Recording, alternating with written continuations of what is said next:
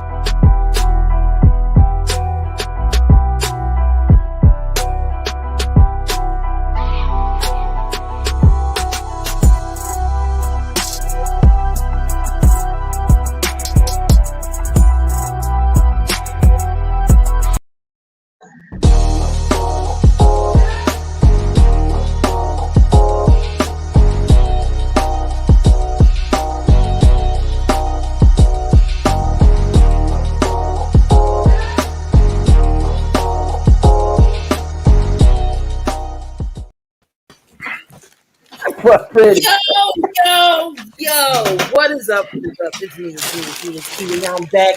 We're in the building with another live stream, the 7200 Second Sports Podcast. And we got a special guest on the show. First time ever in the building. Freddie from ASAP Sports. What's going on? What's going on, everyone? You guys already knew that I had to make an appearance over here. I'm over here to teach you guys some lessons, because that's what I do. Here we go. There you go, Freddie. 7,200 seconds. If y'all don't know, that is 2 hours. We're going to have the hottest topics in 7,200 seconds. 2 hours of fun, great debates. It should be a good one. But we got Freddie from ASAP. We got my man, Coach Donte. What is going on? We got MalcGoolie. He is down, Cam down. What is going on, y'all? Man, what's going on, man? I just got back home from practice. I'm ready to get into it, man. I got a lot of stuff to talk about. The committee, college committee did it once again, but we'll get right into that, though. But the first thing we're going to discuss is that Monday night football game. Oh, man. With these refs this season, 29-27. Pittsburgh ended up pulling off that ugly win. I thought Chicago definitely could have pulled it off. 12 penalties. You can't win a game like that. We're going to get into that. 12 penalties. Is Nagy on the hot seat? How is Justin Fields progressing? And that dang on Taunton rule. Something got to give. But MalcGoolie, you're the man of the hour with the Chicago sports. What do you think about that game last night? Well, number one, if you saw the live stream last night, when Kerry Santos didn't, make that field goal kick, and the referees decided to play ref ball like they normally do, I actually had tears in my eye. If you saw the stream, I actually cried not once but twice. People were laughing about it, Coach Donte. I don't think that's a laughing matter, because I made a promise to my uncle, and if it wasn't for him, I wouldn't literally, and I mean literally, wouldn't even have wouldn't even be a Bears fan if it wasn't for him. So God rest his soul for that. Now, me as a fan personally, I am legit pissed off, and most of it was those goddamn referees. It all started with that one idiot ref, that one that looks like he should be roughing a goddamn nursing home instead of a goddamn football game. So you mean to tell me your ego is that fucking huge? Like, Marsh is not even taunting. That taunting rule. Yeah, that was bullshit call. Yeah, that cost us the game. And here's another thing too. Yeah, you can say Robert Quinn You can say Robert Quinn, like, yeah, Robert Quinn fucked up too. But here's the best part. Thanks to Troy James, he gave me something that the referees didn't even call. Because guess who did the same thing, but the refs didn't call it? TJ Watt did the same thing. No penalty there. So, like, there's been a few penalties I can say from the Bears that, yeah, those are penalties. But the rest was completely ref ball. And is this a caller right now? No, it's not a caller. Okay. Can I ask you a question? All right, can I ask you a question? Hold on, Freddie, because I'm doing a production back. That's MalcGoolie. He does all Chicago stuff for us. He just camped down at the moment. Oh, okay. I got you. Like all of that happened. D can tell you how pissed off I was. Legit, literally freaking done with this team. Right now, playoffs are out the question as far as I'm concerned. Right now, it's like the development of Justin Fields. And let's be real, Justin Fields has been a star these last 4 games.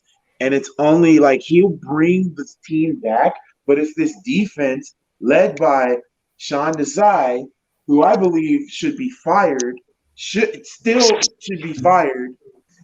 Literally, our old safety coach for over 8 years. Dude is completely trash. He's not ready to be a defensive coordinator in this league. It showed last night. And as for Matt Nagy, him being fired or him being gone, he's already out the door. Right now, it's all about Justin Fields and his progression. And so far, I think Justin Fields, the only thing I can take from this game is that Justin Fields is our future, and he played phenomenal. He had a better game than Big Ben, in my opinion. Like, he threw for almost Donte. You say what? But yeah, the Bears. He was still talking. I thought he was done. Yeah. But yeah, that's how I feel. Ref ball. Fuck these referees. Fuck the NFL. Goolie is just depressed at the moment. So yeah, but only one thing is good. At least the Bulls beat the Brooklyn Nets. So I got that. Donte, what you think about that game last night? I thought, like we talked about it on the morning show, that penalty by Marsh, that was bogus. If I was the ref, I wouldn't have threw a flag on that. That man just walked 3 feet away from the sideline. He didn't say nothing to anybody. I know it wasn't a ref bump. The ref was already getting the flag out, ready to call it. I wouldn't have called that. You're taking too much fun out of the game. The man just got a big sack of the game in the game. So then that kept the Big Ben them on the field. But I'm not gonna just blame it on that. I'm not gonna blame it on that because at the end of the day, the Chicago defense were able to stop him on that drive and force a field goal on that play. Justin Fields comes right back down the field, get a touchdown on a beautiful throw to Allen Robinson, and that throw was backed up on the pass to the back of the end zone by Darnell Mooney, and those two got a great connection. I'm excited about those two, Darnell Mooney and Justin Fields. I thought Justin Fields played big all night long. But here's the part that really actually got Chicago. Robert Quinn is a veteran. How do you jump outside? How do you line up in the wrong position twice with your hand clearly on the line 2 times on that one drive? That's pretty much what lost the game for the Chicago Bears. You get paid too much money to if the ref called it on you once, why can you not adjust and line up correctly? His hand was clearly over the line. He was clearly outside. No ifs, ands, buts about it. The penalties in this defense letting Big Ben Roethlisberger march down the field. But again, referee should have called a personal foul on Nico Fitzpatrick on a hit on the side of the head by Justin Fields. That wasn't even called. But again, he was treated as a runner. So again, it's multiple combinations why the Bears lost this game. Yes, you can throw the ref in this game, but the Bears hurt themselves too with penalties. And Robert Quinn had 2 outside penalties on the final drive that cost the Bears this game. So like I say, it was both ways, but the Bears just shot themselves in the foot also. Now, do y'all think that taunting rule should be in the part of the game of NFL since they broke that rule in? A lot of games has been decided by that one rule. Freddie, what do you think? We all know why that Thompson rules in place. Who's creating the rules? Who's the owners of these NFL teams? I mean, let's just be honest. I mean, there's a bunch of white guys, and want to tell you, hey, you can't do this, you can't do that. They don't want our players going out there to express themselves. They don't want our players going out there, because I mean, it's hard not to taunt. I mean, it's hard not to go over and do certain things. Because I mean, if you make a big touchdown, big play. Hey, man, I'm like, because I know me as a fan, I'm watching the game and let Aaron Rodgers throw a touchdown to win a game in 30 seconds. Hey, I'm swearing, I'm doing everything. I mean, man, I'm just a fan of the game. So, but you know what? I don't know who was talking before, but I just thought it was comical and comedy that he said the Bears and the playoffs in the same sentence. I'm sorry. I just I'm sorry. I'm sorry. I'm sorry. That was just funny to me. I'm sorry. Tayrock, did you watch the game last night? What you think about that game? You think that taunting should have been called? How you think about it? It may have been, hold on, Tayrock. It may have been comical. I'll give you this, Freddie, because you are a Giants fan. Yes, you beat a Raiders team, but at the same time, at least I hope and pray to God we'll have a better record than the goddamn Giants. Who's this talking? Who's this talking to call me out of know what team I am? Who's this? Oh, you know where you're coming from. Ghoulie, cam up real quick. Ghoulie, cam up. Oh, Lord. Oh, Lord. I didn't know who this guy is coming for me. Hey, it's all right. It's not hard to be better than my Giants, but you know what? You a Bears fan, I reckon, huh? Yep. A very, very passionate one. Hey. You living on old memories, my friend. Hey, at least one thing I can say, I know where my future is going. You don't know where yours is going yet, so. Key, Tayrock, Coach D, Freddie doesn't know me really well, do he? Yeah. Hey, Coach, you don't really know me real good, do you? I got many trump cards, man. Many cards. I mean, hey, it's all good though. I know where the future lies for my Bears. Right now, it's all about the development of Justin Fields. That's all it is. That's what you hope, though, right? Shoot, and he's been developing good. That's what you hope. A real offensive coach, a real offensive line. But he played good last night. Did he? He played a heck of a game last night. He played decent. He played decent. 58% of his passes. That's below average. Not act like that's elite numbers. I mean, let's stop. Let's pump the brakes. I mean, I like Justin Fields. We know the first thing he want to do is run the football. I mean, so let's just pump the brakes. I mean, just a touch. But he was making smart passes. Yes, he was. Running as well. Yeah, he was. But I'm just saying 58% passing. I mean, it's better than what Danny Dimes can bring to the table. Oh, are we sure? Are we sure that we need to bring up those numbers? We can bring up those numbers here. But I will say about this when it comes to your G-Man. Granted, you beat the Raiders. Hey, we beat the Raiders. There we go. They break. I really can't wait till they play. Their name is not the Raiders. They're called the Cowboy Raiders now. The Cowboy Raiders. They got everything off the field. Everything off the field, Freddie, don't start. The Cowboy Raiders. I don't want to get kicked off the show. Because this is not my show. You lucky. I don't want to get kicked off the show. Tayrock, you think about this game? Is taunting be involved? Because I know taunting again caused a lot of them games to be overturned and the outcome come differently. I just feel like taunting is showing your emotion after like a big key play or something. Like as long as you ain't being like too disrespectful with like you really just in somebody's face pointing at them, you can say whatever you want. But as long as you ain't like pointing at them all in their face where the ref can see it, I don't really see no real big thing in taunting because people going to taunt you in all types of sports, especially if somebody ain't playing or somebody might dunk on you. They might taunt you. Somebody hit you with a sack. They might taunt you. Interception. They might taunt you. It's going to happen. As long as you ain't overdoing it, I don't see no problem with it. I thought it was a real good game. It came down to the wires. I seen Justin Fields step up. I never really doubted the kid. You know what I'm saying? I just wanted to see what he could do in the spotlight. It's Monday Night Football. You feel what I'm saying? So he stepped up. It was a good game. I had the Bears winning, but win something, you lose something. That's how I look at it. I mean, the guy literally did not say anything to the sideline. He didn't say anything to nobody, to anybody. He just looked over there. So I didn't see anything was wrong with that.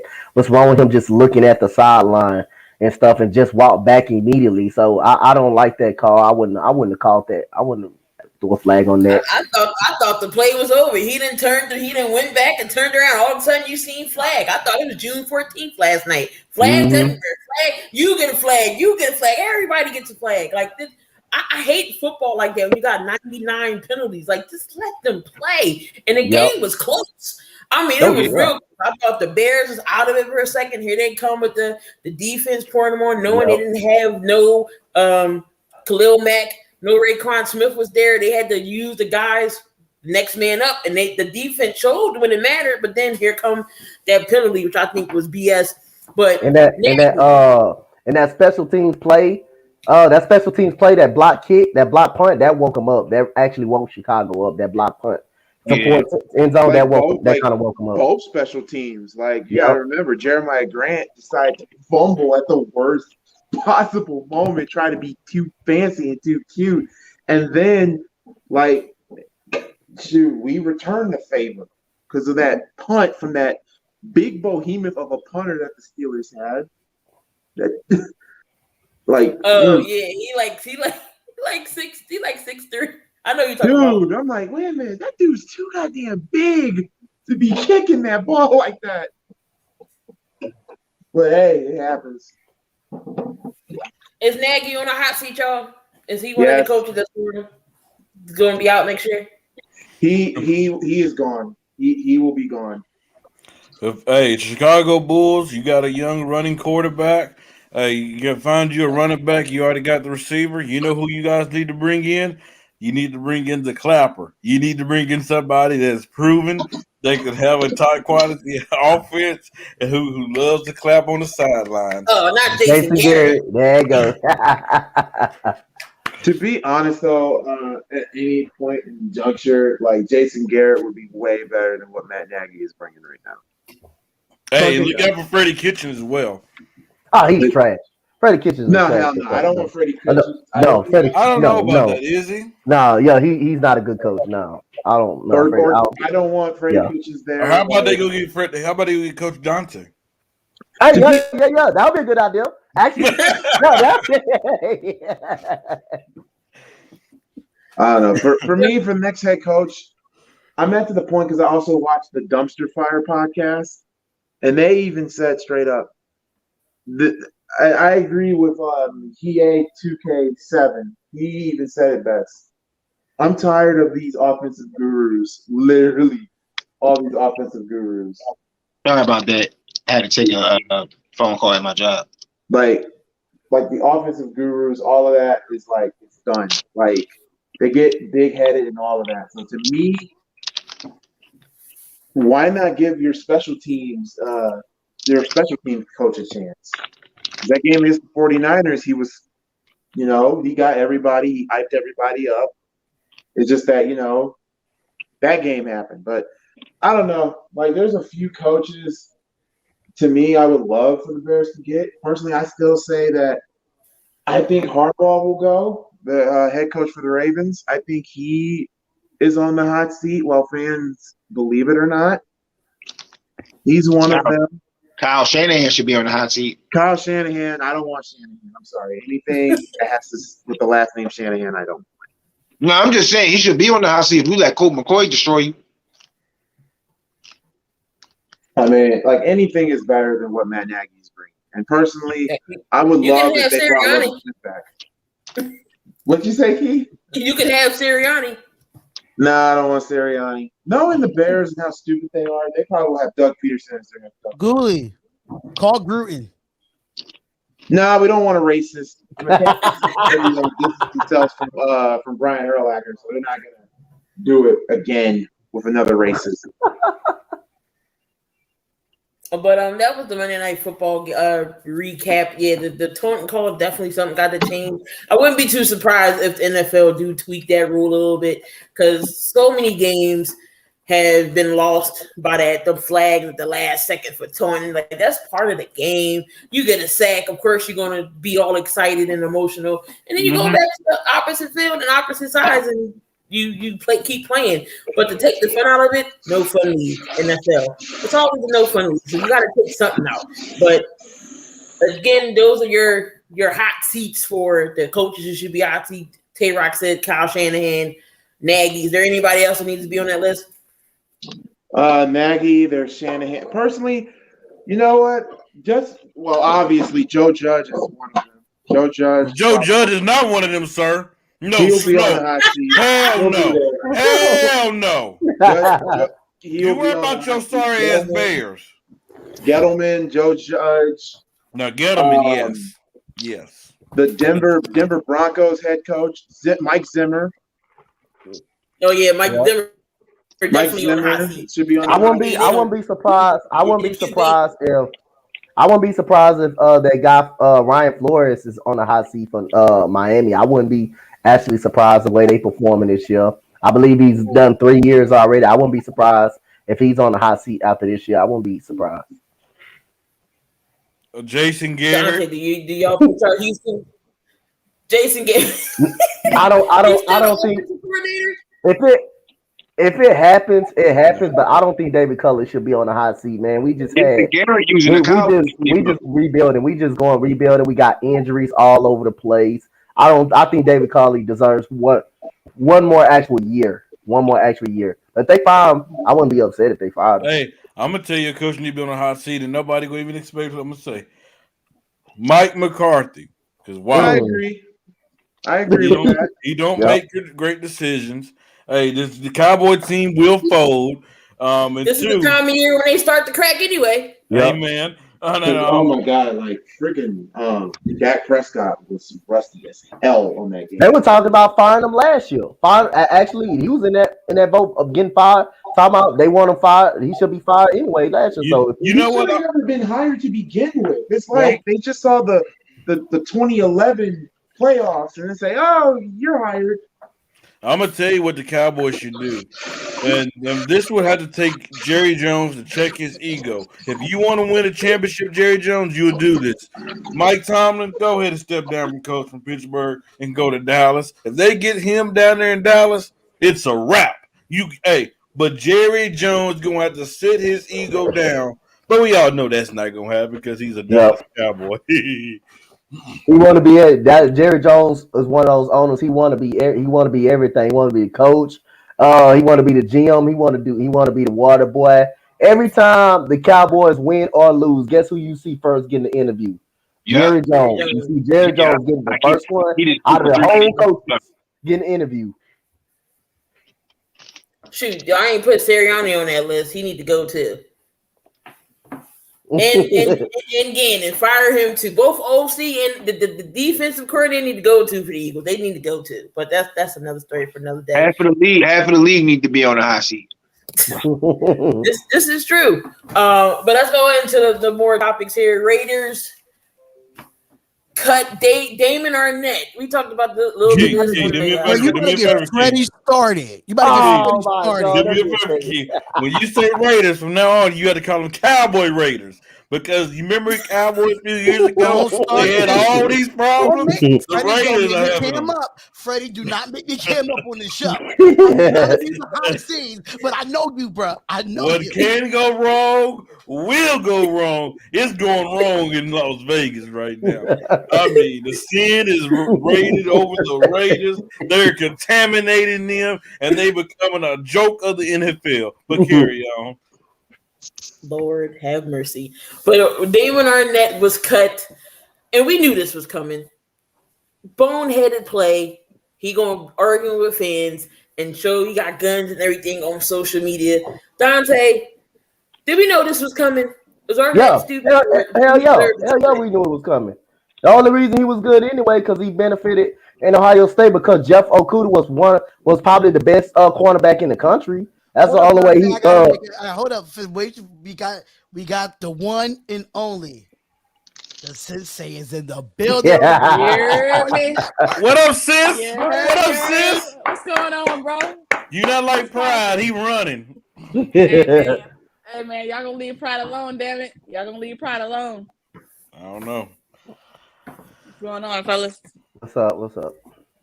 But yeah, anyway, David Arnett, hell y'all seen this coming. The only reason he was actually good because you had the other shutdown corner on the other side of the field and Jeff Okuda, who tore his ACL at the earliest stage, the first game of this year. So that's the only reason Damian Arnett was really good anyway. He wasn't good with the Raiders. He didn't make any type of plays for the Raiders. We seen this coming. We said it Sunday morning on the morning show that he should be up out of Oakland. So this wasn't no surprise. He should be out of Oakland. He should be out of Oakland. Why would you go into it? You're making millions and you're arguing with a kid on social media.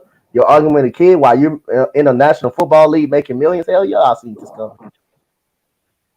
Freddie. Of course. I mean, this is the Dallas Raiders, the Dallas Cowboy Raiders. Yeah. Are we surprised now? I mean, it seems like they're in the news more than them playing football. I mean, they started off having a great season. Everybody said, oh, this could be the Raiders' year. Oh, look, they're ahead of Kansas City. Oh, they're ahead of the Chiefs.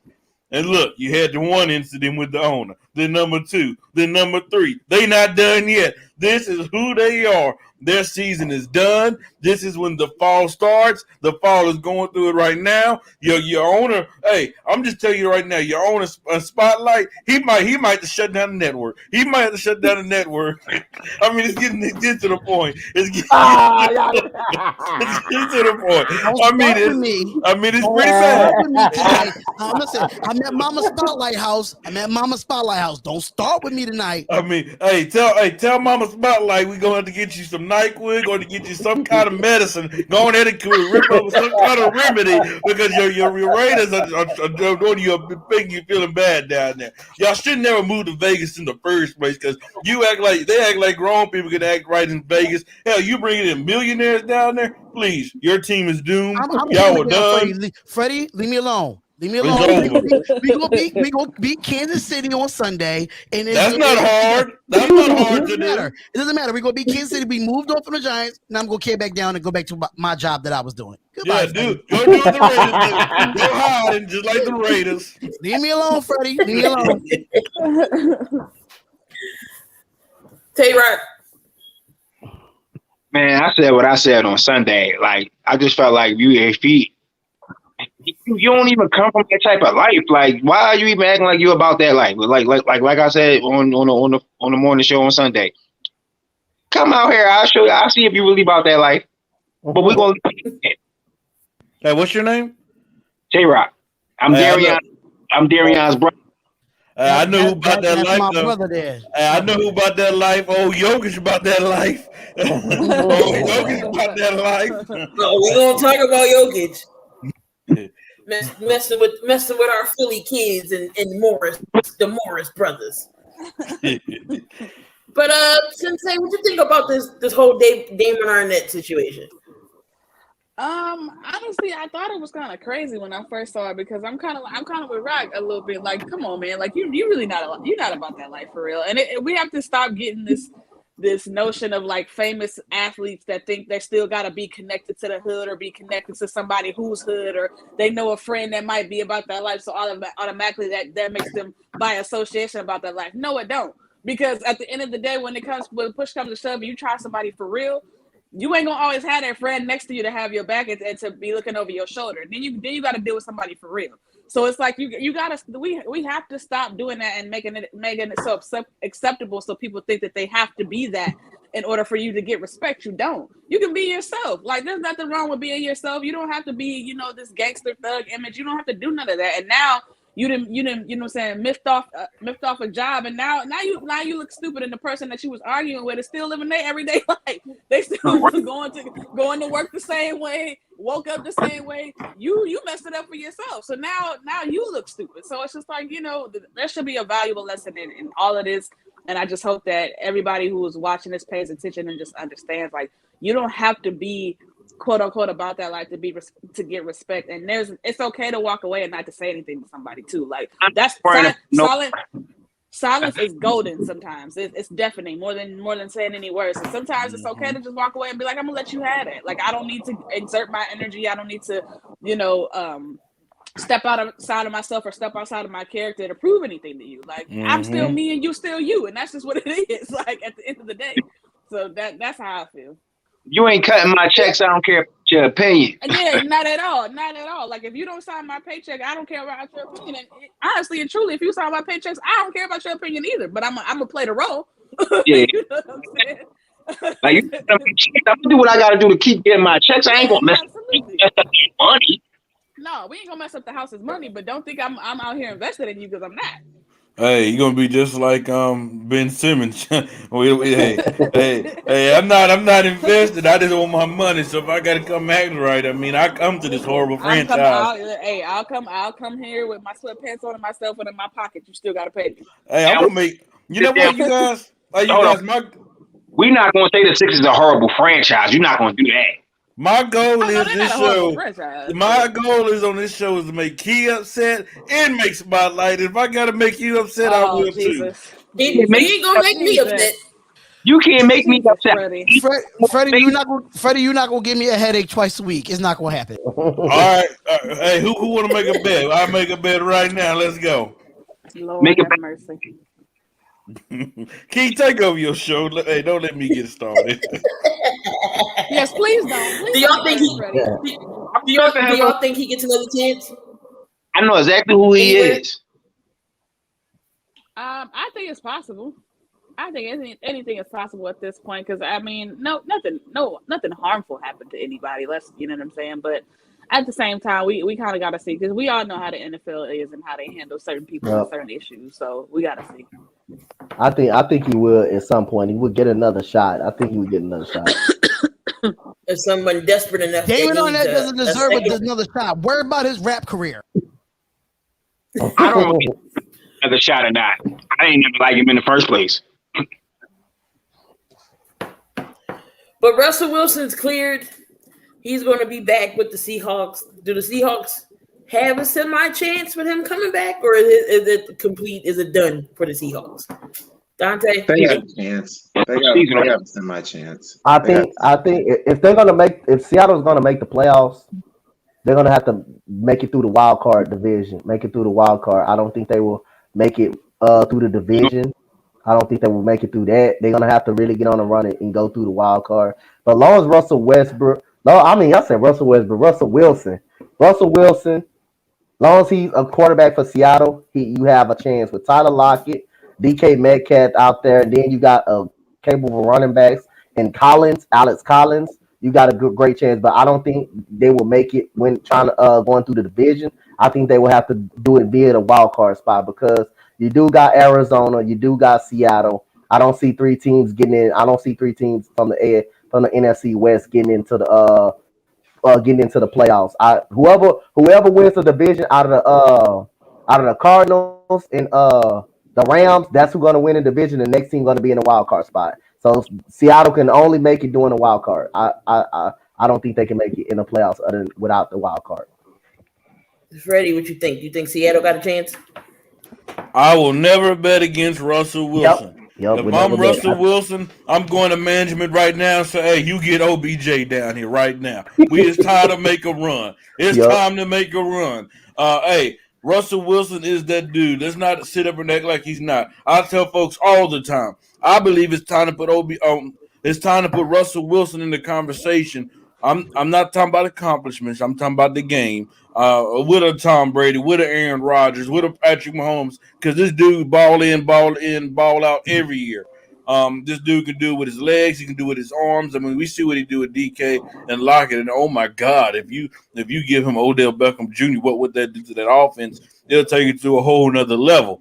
So hey, like I said, let's pull up the schedule, but I could definitely see the Seahawks making a run. I mean, you got the Green Bay this weekend, and which is a winnable game with Aaron Rodgers not having with Jordan Love at quarterback. Yep, right. Well, no, Aaron Rodgers probably back. With him having no practice. Then the next week you got the Cardinals, so that's going to be a tough one. Then you got Washington. That's a winnable.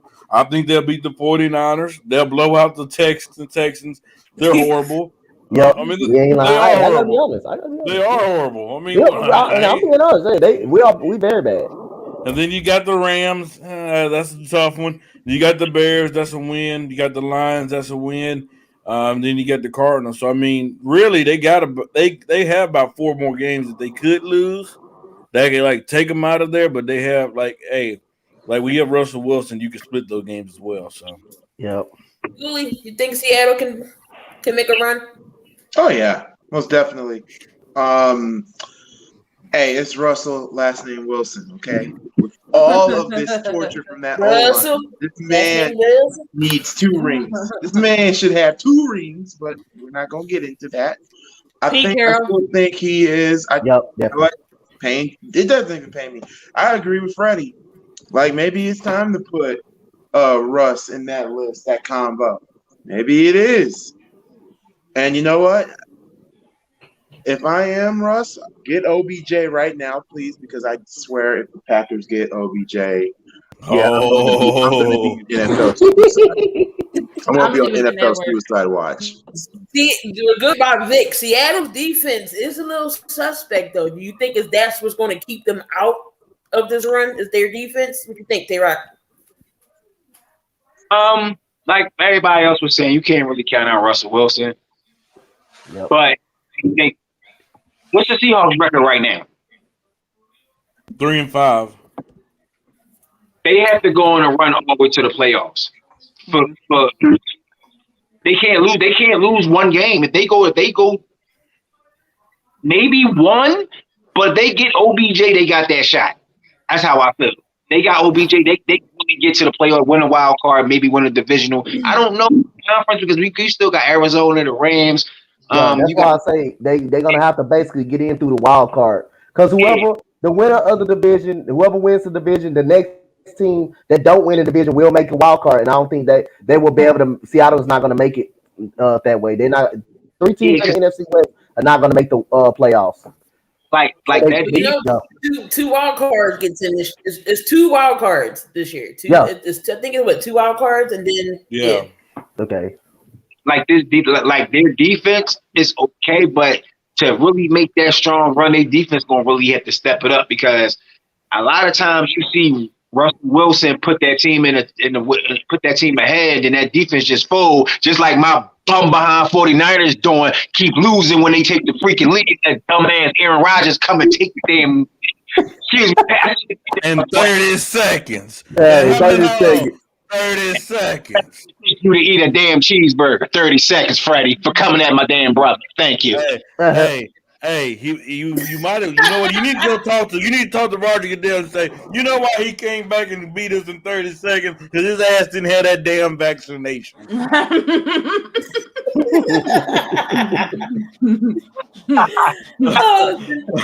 You think Seattle can get on a run? If they get Odell Beckham, if they are able to land Odell Beckham, I do think that they can go on a run because I said this I think it was on Real Talk. Like I feel like Baltimore is a deep threat away from being a Super Bowl contender, and I feel like Seattle's a deep threat away from being a playoff team.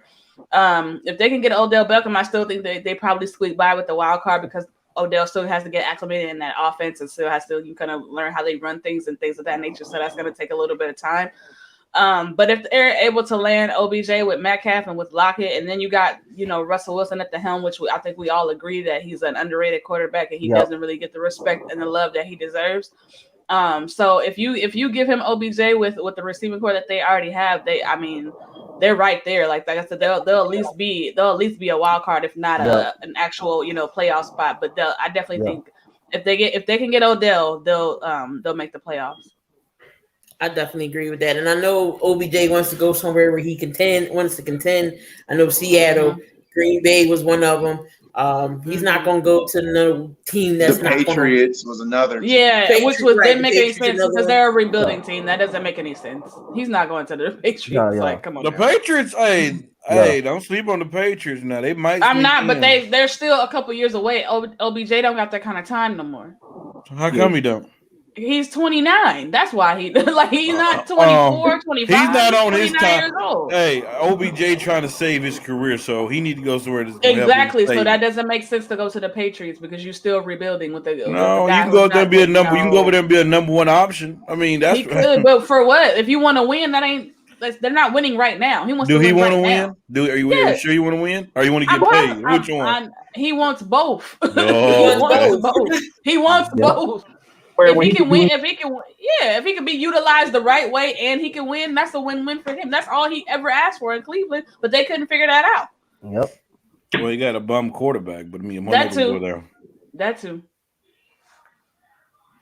I mean, if he goes to the Green Bay Packers, they are a championship contender. If he goes, what to you say? Say it louder. They're a championship contender if he goes to the Green Bay Packers. Donte. The Green Bay Packers. If Odell Beckham gets to the Green Bay Packers, if I was Odell Beckham, I would consider signing with Green Bay. Yes, and with sir. Aaron Rodgers and Devontae Adams already on the other side, you got Valdez Scanley, you got Aaron Jones, one of the best backs in the league. That gives you a chance to win a championship. If you're Odell Beckham, I'll be looking at Green Bay. I actually look at Green Bay. They're a title contender if they get Odell Beckham. No, Freddie, you sure you ain't Green Bay? You sure you're not a Green Bay fan? You sure? No, I'm a Giants. Hey, I don't like them Google go cry. I'm a Giants fan, but I will say this. At least he didn't say about them sorry ass Bears. with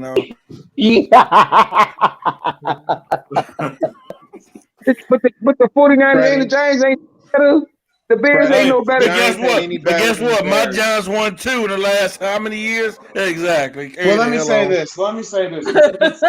Since Freddie is riding the Green Bay Packer tree, you don't know this Green Bay Packers team like I do. Yes, Green Bay does this shit every year. They own you. They play own you. Great. They play great on the whole season, and when it comes to the championship game, they flop. Well, at least they do something. What has the Bears done in how many years? At least they do something. But I can say, but what team has put damn near 40 points on Aaron Rodgers twice in one season?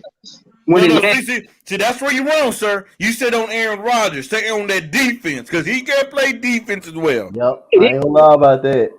That defense shut down twice. That first game in the season, the 49, when it came to the NFC Championship, when we went to the Super Bowl, that man couldn't do nothing the first half. But I bet he don't want nothing. I bet you don't want none of him now because we seen what happened when he do to you this year in 36 seconds. I'll put it to you like this. I think you have a real stiffy for this Green Bay team.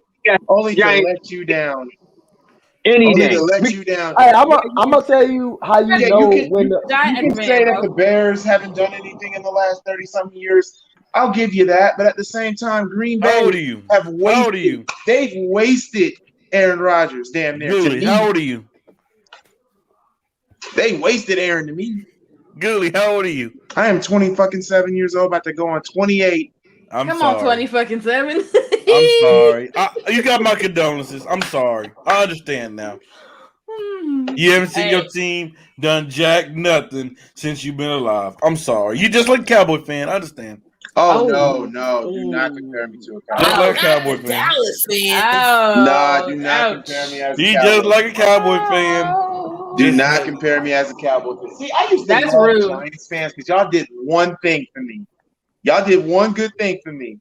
Aaron owned you. 17-1. You gave me 17-1. Hey, remember when Aaron said he owns y'all? To be honest, Aaron doesn't own the Bears. The McCaskies yes, he do. No, McCaskies do. And all Bears fans know that the McCaskey family bring more pain to Chicago than what Aaron Rodgers could ever do. But kid, you know where OBJ should go? He should go to Green Bay. You know why? Because he's a bad man. Listen, I don't want to hear Freddie's mouth if OBJ somehow ends up in Green Bay. Listen, I would have to mute him every time he was on the show with me just because it would be so sickening. I'll tell you. It would be so sickening. If that happened, Goolie gonna go cry in the car. I'm telling you, Goolie gonna go cry in the car. I'm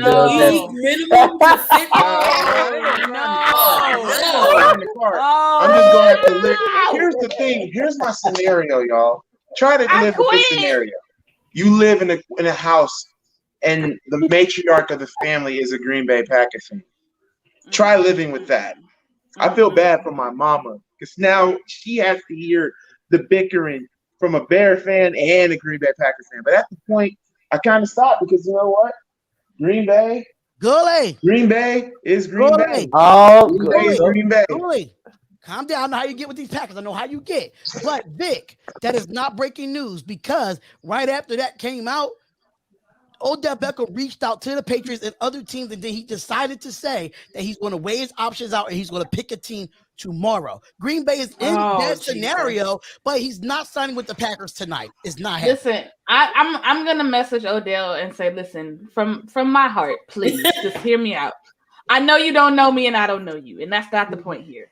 The point is there's a man that I know named Freddie Henderson, and if you could please do me this solid and do not sign with the Green Bay Packers because I do not want to have to deal with Freddie Henderson if he goes to Green Bay because it's going to be disgusting. I may throw up. I might call in. Hey, this is a true story, Sensei. This is a true story. I swear this is true. What I'm about to tell you. Odell Beckham Jr.'s daddy played high school football where I live here in Marshall. Okay. My preacher's wife is Odell Beckham Jr.'s dad's sister. They're brothers. Oh, wow. Freddie, you got inside information. Man, ooh, I want to No, I don't. No, I don't. Time, Alina. No, because I don't. Because they don't even. He waited to drop this bombshell on me. Because she don't even know where he's going. But I'm just saying, hey, if he's a smart man, he'll head up into the coast. I can't. That's rude. That is rude. I ain't thinking about Iverson vlogs because, yeah, he is a Pittsburgh Steelers fan, but we all know Pittsburgh is going to Pittsburgh. Big Ben somehow, some way will yinzer his way out of it. And also, we also know one thing, too. Phoenix ain't looking too good with all the racist accusation from their owner. So, yeah, choke on that. But, yeah, you say you know his sister. And what now, Freddie? Say it again. You know his sister. And what now? You just say she don't know where he going? Is that what you said? No, my preacher's wife is Odell Beckham Jr.'s dad's sister. Mm-hmm. So that's Junior's auntie. But I asked her about it Sunday, and she said she don't know herself. So she just wasn't gonna tell you because she knew how you was gonna act. That's all that is. She know what's going on. That's auntie. He went over her house to get the collard greens. She know. Well, auntie want him to go down in the Big D, play for Dallas. I told him, and that ain't happening. Nah. Oh, Dallas. Oh no, it's too many people down there. It don't make no. That don't even make no sense. Because he will have a fit if he don't get the ball from Dak. What? And they already strapped the receivers, but go ahead, go ahead. Speaking of the Patriots, Hassan Reddick from the Carolina Panthers is talking about Mac Jones and that dirty tackle that he did on I forget his name that twisted his ankle. Wasn't y'all dirty. think that was a dirty? Do y'all think it was a dirty play? No. Hell no. Because Coach Donte know this for a fact. Somebody fumbled the football. It's your job to stop them from getting that football. That's all he tried to do. That's just like catching a jump a ball in the air. If the ball is in the air, that's your ball. If the ball is rolling on the ground, anything happen. It's a free ball. You just trying to you can push a person out the way all you want to. You can land how you want to land. The ball is loose. You fight for that football. So you don't do anything it takes to get your hands on that football and steal a possession. So that's like a fight for the football. That's anybody's ball. I don't see nothing dirty about that. That's anybody's football. Yeah. No. I think maybe he's saying it's dirty because he got hurt in the process, but that's the game of football. Just your quarterback. You don't want the other team to get the football. So I don't think that's necessarily was a dirty play for Hassan Reddick to come out and say Mac Jones that was a dirty play or he's a dirty player was ridiculous. Mac Jones is a rookie. He plays quarterback. He don't know nothing about defense. Maybe Hassan Reddick just mad because the Patriots beat him. Sam Darnold is out on injury, and they just signed Matt Barkley. Matt Barkley. So, MalcGoolie, do you think that was a dirty play? To be honest, I really didn't even see that play. I mean, I did hear about it, but I have to literally watch the play and then literally come for myself. But when it comes to the Panthers situation, I'm gonna say this about the Panthers. This is Sam Darnold. There is no excuse for him at this point. There really is. At first, the first 3 games, he was playing well, and then he just fell off. Like maybe he's starting to see Ghost on the field again. I don't know. I mean, Ghostbusters Afterlife is coming out next week. I mean, maybe that will cure his abduction with Ghost. But as far as I'm concerned, who's replacing him this week? It was PJ. It might be PJ Walker, but they did have to sign Matt Barkley because we don't know how long he's going to be out with his shoulder injury. Okay, but I don't know. Carolina just personally, to be honest, I think it's time for them to cut ties with Christian McCaffrey. As far as I'm concerned, like, or just better yet, if you're not going to get rid of him, why not just use him as other options? Like, I don't know. Just let him be a running back. Don't let him be everything on the field on the offensive side of the ball. But I don't know. It's Carolina, and it's to the point. Yeah, they are who we thought they were. Still better than the Bears. You think it was a dirty play? No, I mean it was a football play. Let's keep it honest. He was trying to get the ball. I don't think he intended. You can tell by the way that the play happened. It wasn't intentional to me. It just looked like he made a bad play and he was just trying to make another play on it so it wouldn't get worse than what it already was. But I don't think it was an intentional dirty play. I don't think he was trying to injure him. I think, like he said, he just got injured in the process of the play happening. But I don't think it was one of those things where he was just like, okay, I'm going out. Like, you can tell the difference between when a guy's like trying to injure a guy and when he's just trying to make a play. And I just think he was just trying to make a play. As much as we don't want to talk about Aaron Rodgers, but we have to because he's in the news. Now, he did get fined. He did get fined $300,000. So did Lazard. He got fined as well. But do you think there should have been more consequences since he lied? Hell yeah! Yep. Yes. Slap on the wrist. Yes. They're protecting him. Slap on the wrist. They're protecting him. But let it be if Danny Dimes did something like that. Let it be if Justin Fields did something Dak like Prescott or Justin Fields did that. It was a black quarterback would have did that. It would have got suspended 2 to 3 games. That's my stance on it. I agree. Like if it was anybody, I don't even think it would be a white or colored thing. I just think it's more like if you're like a known quarterback. So let's say Big Ben, Tom Brady, Aaron Rodgers. If you like Jalen Hurts, Justin Fields, Danny Dimes, Jimmy Garoppolo, or somebody like that, shoot, you spend it for a game, you spend it for 2. And it's to the point, like, I'm starting to realize about with the NFL right now, for a couple of years now, it's all about the ratings for NFL. But let's be real, because a couple of years ago, the ratings were low for NFL because there was like blowouts and all kinds of stuff. And then the whole ordeal with I agree, Isaiah. And the whole ordeal with can't think of his name, Kaepernick. And with all that was going on. So now, the NFL is like, you know what? Damn, Rays are in the crapper. Damn, people come to see Tom Brady. People come to see Aaron Rodgers. People come to see Patrick Mahomes. We got to protect them, put them all in this bubble like this. So let's protect them. Oh, he lied about his vaccination. Just a slap on the wrist. But let it be Danny Dimes, Justin Fields, or anybody else, any of our quarterbacks. Boom. Suspension. Yep. Boom. $1 million fine. Boom. Disqualification for next week's game. Am I on to something here?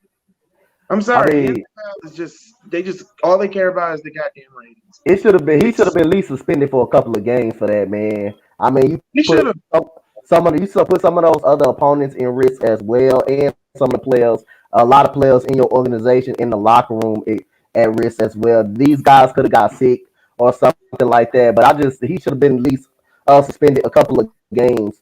And the front office ought to be a damn shame over themselves too, because some tell me they probably knew he wasn't vaccinated either, man. So like I say, he put some of these players in risk. He put some of the players he played against at risk and everything. So he should have been at least suspended for a couple of games for a line like that. All right, now, so Freddie, you thought this man was going to run from you, but he's not running from you. My boy Bryan in the building. Oh, Lord Jesus.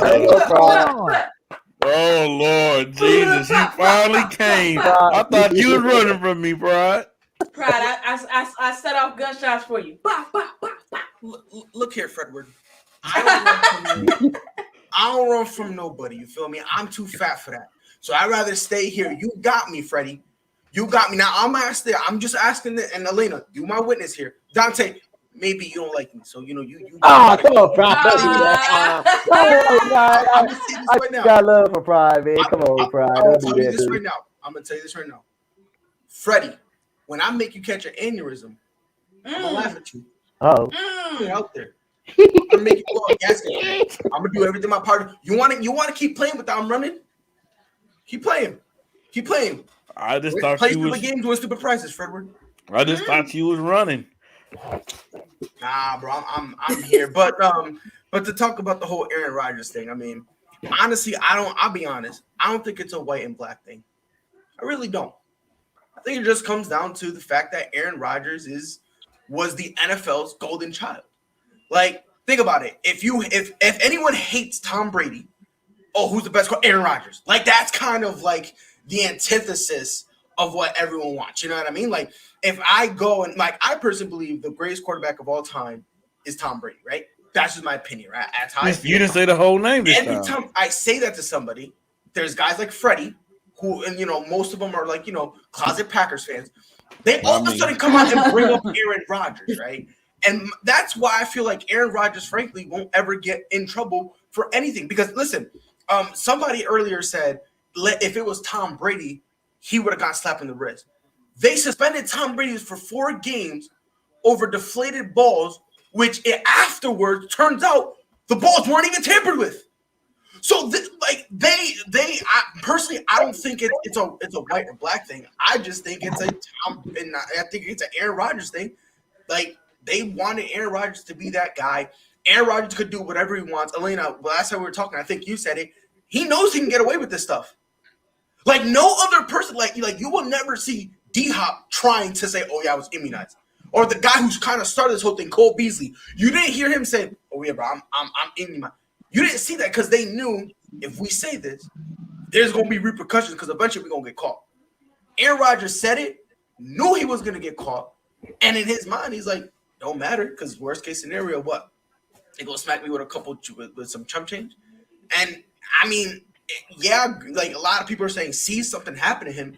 But again, that money, he literally pisses every morning when he wakes up and when he wakes up from bed. So that's really not hitting him at all. So for me, when it comes to this whole thing, it's like, I mean, Aaron Rodgers knew he was going to get away with it. He knew he wasn't going to get in trouble. So that's why he's doing this stuff. And the league is now kind of like, they're trying to do something. So I would think to say, see, we punished him, but like me personally, I don't know why you even have to lie. Because this isn't like the NBA where if you're not vaccinated, you can't play. No. This is an outdoor event. If you're not vaccinated, there's just separate protocols you have to go through. That's really it. And it's not like out of your way stuff. It's just basically it's like separation, which frankly, if you listen to some of the reports, Aaron Rodgers basically gets dressed by himself anyway. So it's like there's really no difference. So I'm really trying to understand why Aaron Rodgers lied, because it just doesn't make any sense. Because it's like if you say, "Oh yeah, I'm not vaccinated, I'm doing the research," okay, you're still playing. They're just gonna put you in the unvaccinated pool. So it's like I don't understand. Like there was literally no reason to lie, and he. But since the NFL and everyone, 90% of the football world is madly in love with this guy because he grew his hair out because he wanted to be John Wick for Halloween, he's going to get away with it. Because I'm telling you right now, if it was anybody else, this will be a black mark on their career. Aaron Rodgers, when it comes to next year when he goes out, I was going to bring this up. Brady Rodgers, the only fools that are protected by no, because Tom Brady doesn't even get protected like this.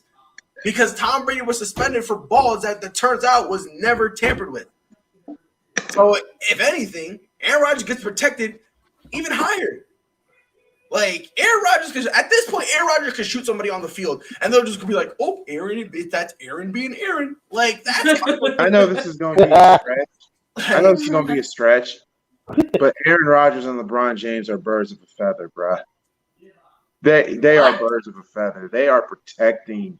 They're NFL in the way of the NFL's mind. Goolie, hold on, bro. Hold on. I want to warn you. You got 2 hound dogs. They ready to come at you right now. Just be careful what you say. Oh, bro. Okay, I'm gonna let you finish, but that's the thing. Because Freddie, crazy. See me, he bugging. I'm gonna let you finish. If you say something you don't like, he bites on you. I'm hearing you. Spotlight. Can you if I send you something? Can you play it, please? Can y'all let the man finish? Go ahead, bro. Finish. Go ahead. So, I mean, like, I just think they're just birds of a feather to me. It's like if LeBron does something egregious or crazy or whatever, it's a slap on the wrist. The same goes for Aaron Rodgers. The way I'm feeling is like NBA and NFL, they're just trying to protect, their assets. And, they want to make money. Like I said earlier, people want to see Aaron Rodgers. People want to see Brady. Like in the NBA, people want to see KD. People want to see Curry. People want to see Giannis. People want to see LeBron. And, like, if they were to get suspended for, like, I don't know, say, for, like, 15 games or whatever, that revenue and all of that just goes down. That's just how. You gotta do something master to be suspended for 15 games. By the way, I think he was just using that as a number. I think he was just using that as a number. But where I disagree is not. I mean, LeBron James doesn't do anything really to get suspended. Like, he doesn't do suspendable offenses. If I'm not mistaken, he only got ejected. He did last year in his career. And if I'm the only one I know of is when he was in Cleveland, when D-Wade was there, and I think it was like pretty early in the game where Braun kind of just blew his top off and he was just spazzing, right? But outside of that, he hasn't really done anything in terms of being, like suspendable. But at the same time, we're talking about LeBron James, who, when he's wrong and people ridicule him, he takes it on the chin. This is a guy who, like, when he's bugging and people check him and he goes, hold on, let me double check. Oh, wait, I'm wrong. That's on me. I'm wrong.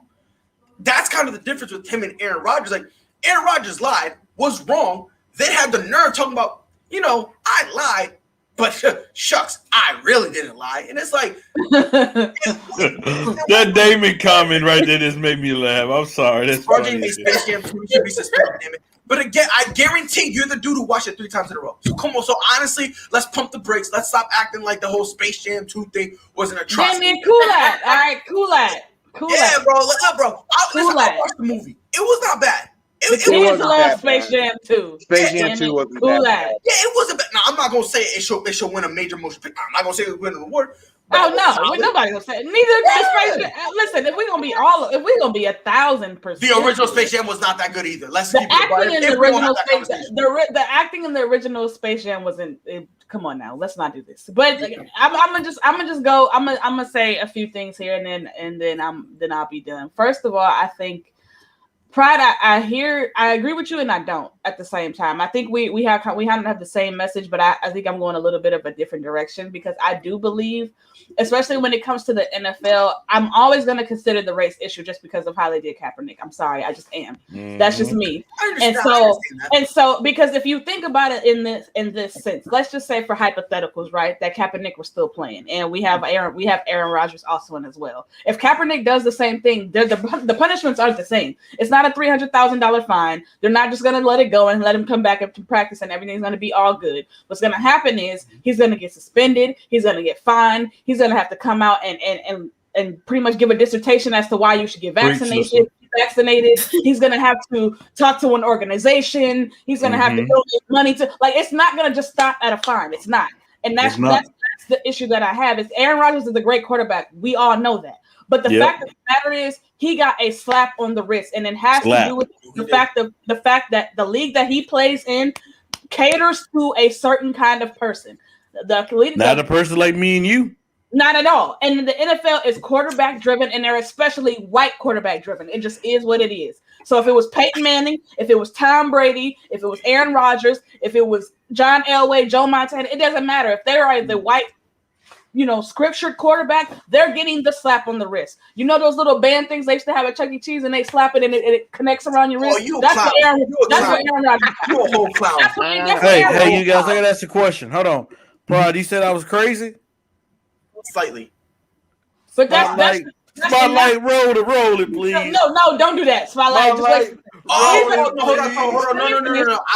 Hold on. No, we don't gotta play it. I'll say it myself because I know. What did you say? I said Kobe Bean Bryant has been overrated ever since he passed away.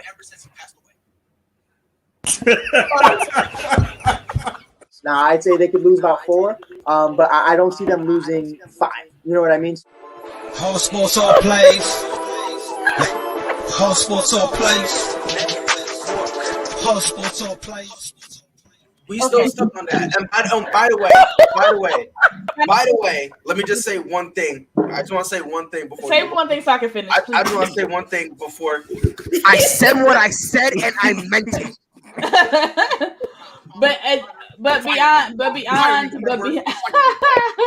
Beyond that, I disagree with Goolie as far as saying that that LeBron and Aaron Rodgers are the same thing, because kind of what Pride was saying is that if Brian's wrong, he'll say that he's wrong, and also when he's wrong, it's not just a slap on the neck. He is dissected as if he is like just not even human at that point. Like if he does something wrong or says something wrong in the media, or he doesn't do the proper research on a certain social justice issue or whatever the case, like people are at his head. Nobody's going at Aaron Rodgers like that. Aaron Rodgers is in a bubble, and he's just doing Aaron Rodgers. Like he's just like Pride said, he's just that's just Aaron being Aaron, and he's the only one of that kind that can do that. Brian can't do that. If Brian it was like I'm vaccinated, or he told his team he was vaccinated, and then it came out later that he was not, it would be World War III for Brian. Like let's keep it all the way honest. Like it's not going to be a slap on the wrist for him either. So it's different. It's different. I'm sorry, it is, and I hate to be that person, but race has everything to do with this, because like Freddie said, people that look like him and I, or all of us, honestly, the people that look like all of us, if it was one of us, we're not getting that slap on the wrist. They're not, like, they're investigating. We getting thrown. We get thrown. The book and the book. We get in the dictionary. We get in the library. We get the librarian. We get the custodian for the library. We get it all. Dewey Decimal System. Yeah, we get. He said the Dewey Decimal System. You'll get him. The only reason I'm saying, the only reason why. But Pride, I get what you're saying. I don't totally disagree with you. I just like I said, I think we deliver the message a little bit different. Yeah, because listen, I can see how this goes. Y'all call me crazy. Y'all seen that video? Y'all know who the real crazy one is. Here he go. Here he go. Look, I had to turn my lights off. Nobody ever heard that before. I said it, bro. I felt like I was. Listen, it's always Jonathan getting up and walking away in the video. That's the funniest part of the video. That's the best part. I'll put it to you this way. You asked me that question 10 times, 11 times you get the same answer. I said what I said, that's it, and I ain't gonna back down from it. There's a lot of people mad at me for it. Guess what? I don't care, bro. Be mad. Rent free. Real estate. I'll keep going. Real estate. This man just say Kobe Bean Bryant is overrated. He's 100%. And ready to hear the funny part? And hold on. Ready to hear the funny part? He's not putting no context in what I said whatsoever. There's no context to that. He's putting zero context. There's none in that context. You said okay, so Pride, so that I understand. No, I'm just trying to understand what you're. I was trying to understand what you're saying. I'm not trying to help you because I disagree, but I'm trying to understand what you're saying. So you're saying that since Kobe, his untimely passing, may he rest him in GP, that he is overrated because of that factor. Is that what I'm getting? We're not here to talk about that right now. Okay. All right. Okay. I'm not trying to Okay. show. Another day. And we can break it down. But until that day, Another and day. by the way, when that day ever happens, I'm not talking to Freddie. But the thing is like back to like the NFL thing real quick. My thing is like I understand why people say it's racial. I get it because again, if you really look at it, look, Colin Kaepernick. we all know, and it's not even a debate. He should still be playing. Like Absolutely. he should have been on a roster. You know what I mean? Like that's not even a debate. For all the people who say, oh, that he shouldn't have been, you just don't know what you're talking about. Either you don't know what you're talking about, or you just don't like Colin Kaepernick. It's really that. Yeah. And it's usually the latter. And also, this is also the league. This is also the league where, remember, Mason Rudolph instigated Myles Garrett. Yeah. Garrett hit him in the head. That's a fact. That is a fact. But everyone, they vilified Myles Garrett. They try to portray this Mason Rudolph as if he was innocent when he was one who instigated the whole thing. And again, to kind of go down the racial road, we saw what Marquise Morris did to Jokic. Ain't no one saying he's innocent. So I do get the racial undertones that you're bringing up. The point I'm really trying to make is, I don't really think if he was black or white, just for Aaron Rodgers himself, just because they just wanted Aaron Rodgers to rule the league. You know what I mean? Like, that's kind of my thing. I feel like, I mean, I could be wrong. You know what I mean? But I feel like it has more to do with the league wanting Aaron to be that guy. Like the success Tom Brady had, the league wanted Aaron to have that success. They wanted Aaron to dominate. They wanted Aaron to kind of, be the dude that, you got to go through him. So that's kind of where I feel some of it's coming from. But I mean, look, the racial undertone, they are there. Because listen, again, if Deshaun Watson, like, forget all the sexual assault stuff, Deshaun Watson did this. Lamar Jackson, he's an all-world talent. If Deshaun Watson did this, imagine what they would be saying about him. Just look at Lamar Jackson. You didn't even got to use this. Look at Lamar. If it was Lamar Jackson, what you think they would have did to him?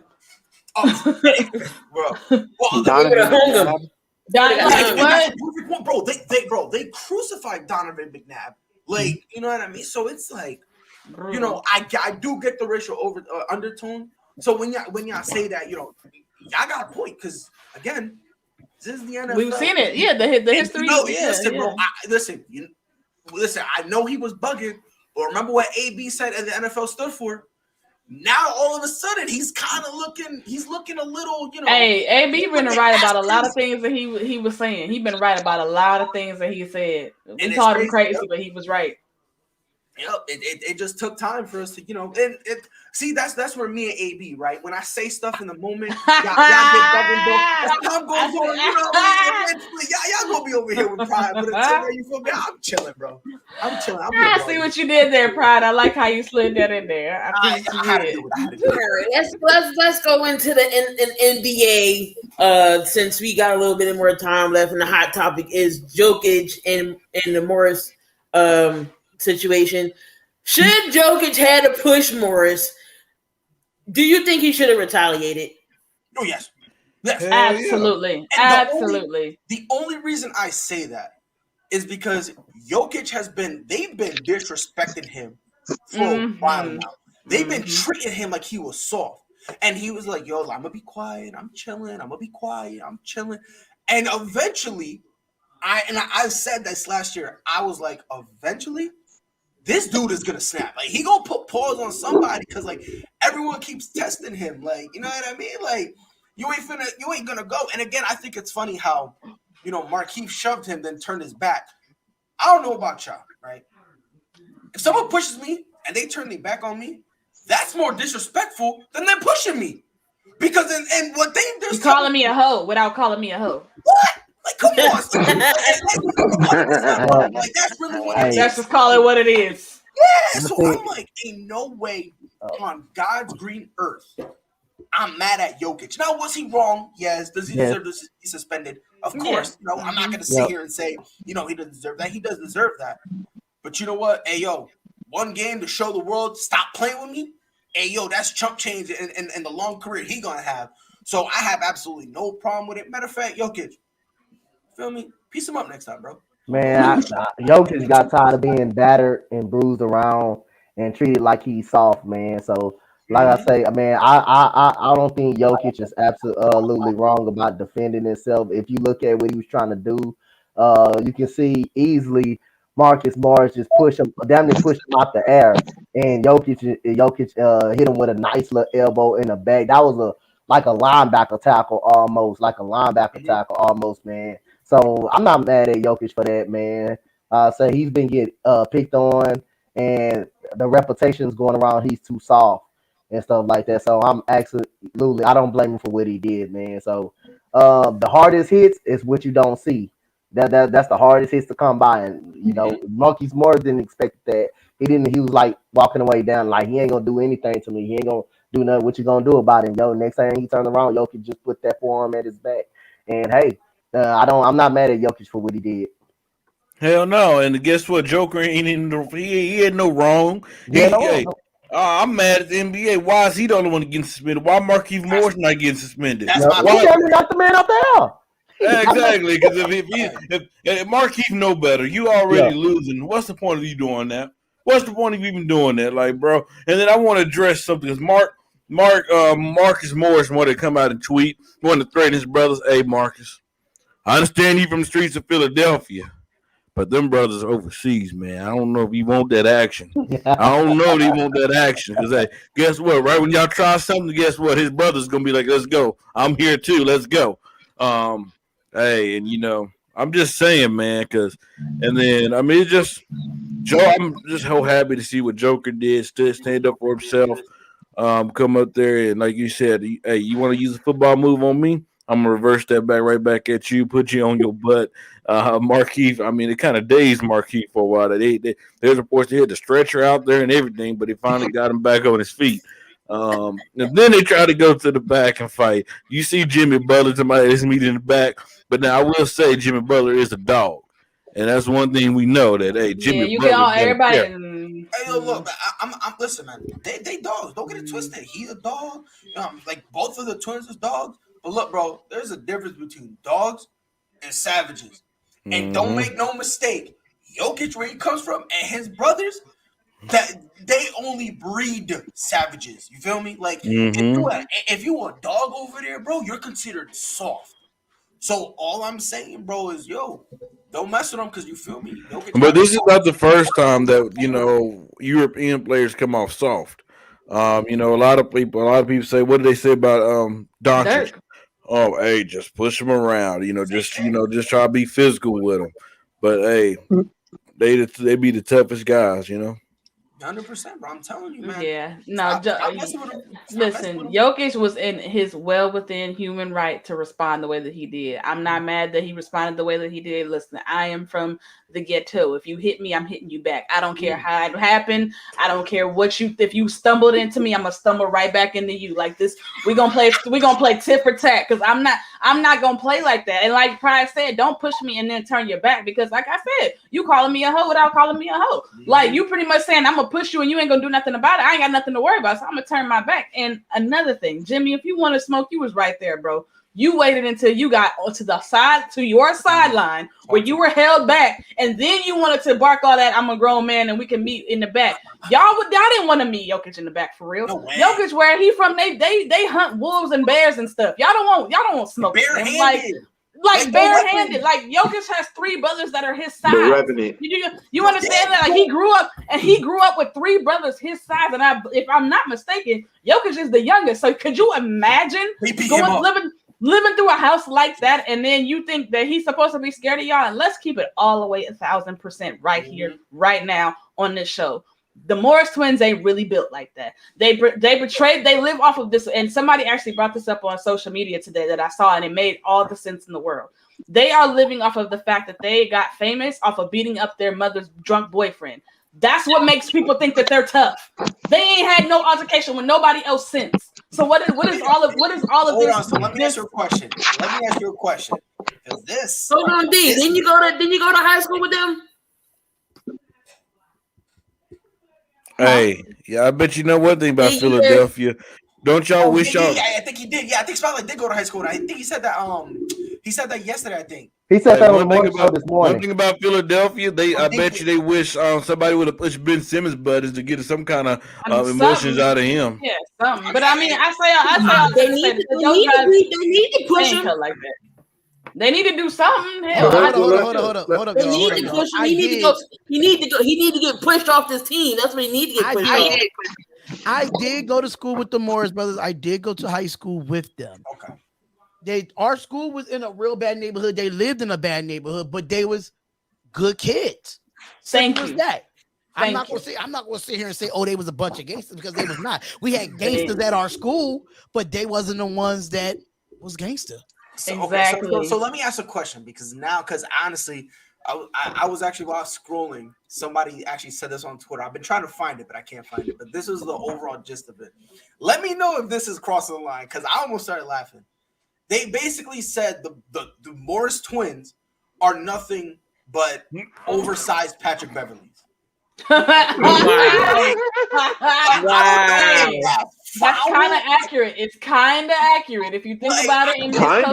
it's That's all the way accurate. down. Patrick Beverly Yeah. lost my respect last year. What the bull crap he Patrick pulled. Beverly had I think Patrick Beverly had a kind of a worse upbringing than what the Morris brothers And he did, because the Morris brothers did. But the Morris brothers come from the hood too. It's just that their mom kept them out of trouble. That's the difference. Yeah. Pat Bev is actually really about, because I'm from Chicago too. So Pat Bev actually grew up in that and actually is about that. But the difference is Pat Bev is not good.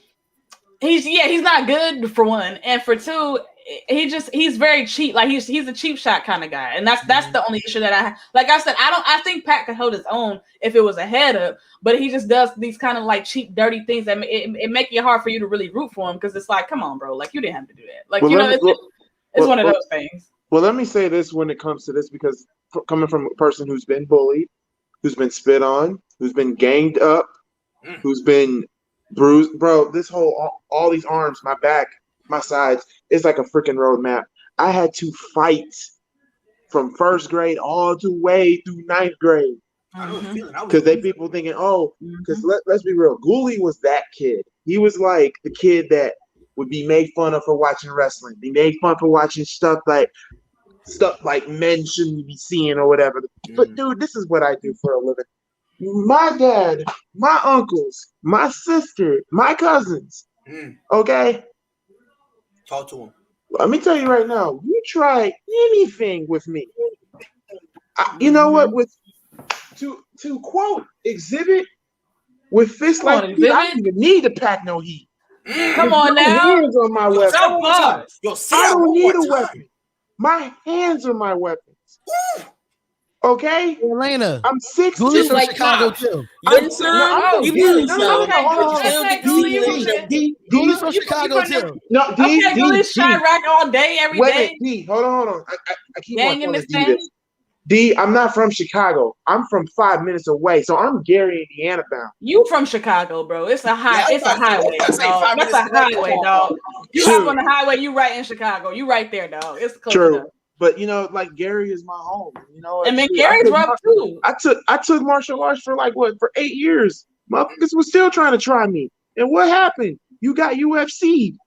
You got Velasquez on. And the thing is like, shoot, you got MVP. Does anybody remember MVP? Not MVP the wrestler. I'm talking about MVP the MMA fighter. How cocky he was and knocking people out. Look, man. Look, and the thing is like, how they was doing you is low key how they was trying to do Jokic. And I feel for Jokic. What Jokic did, I ain't even know that.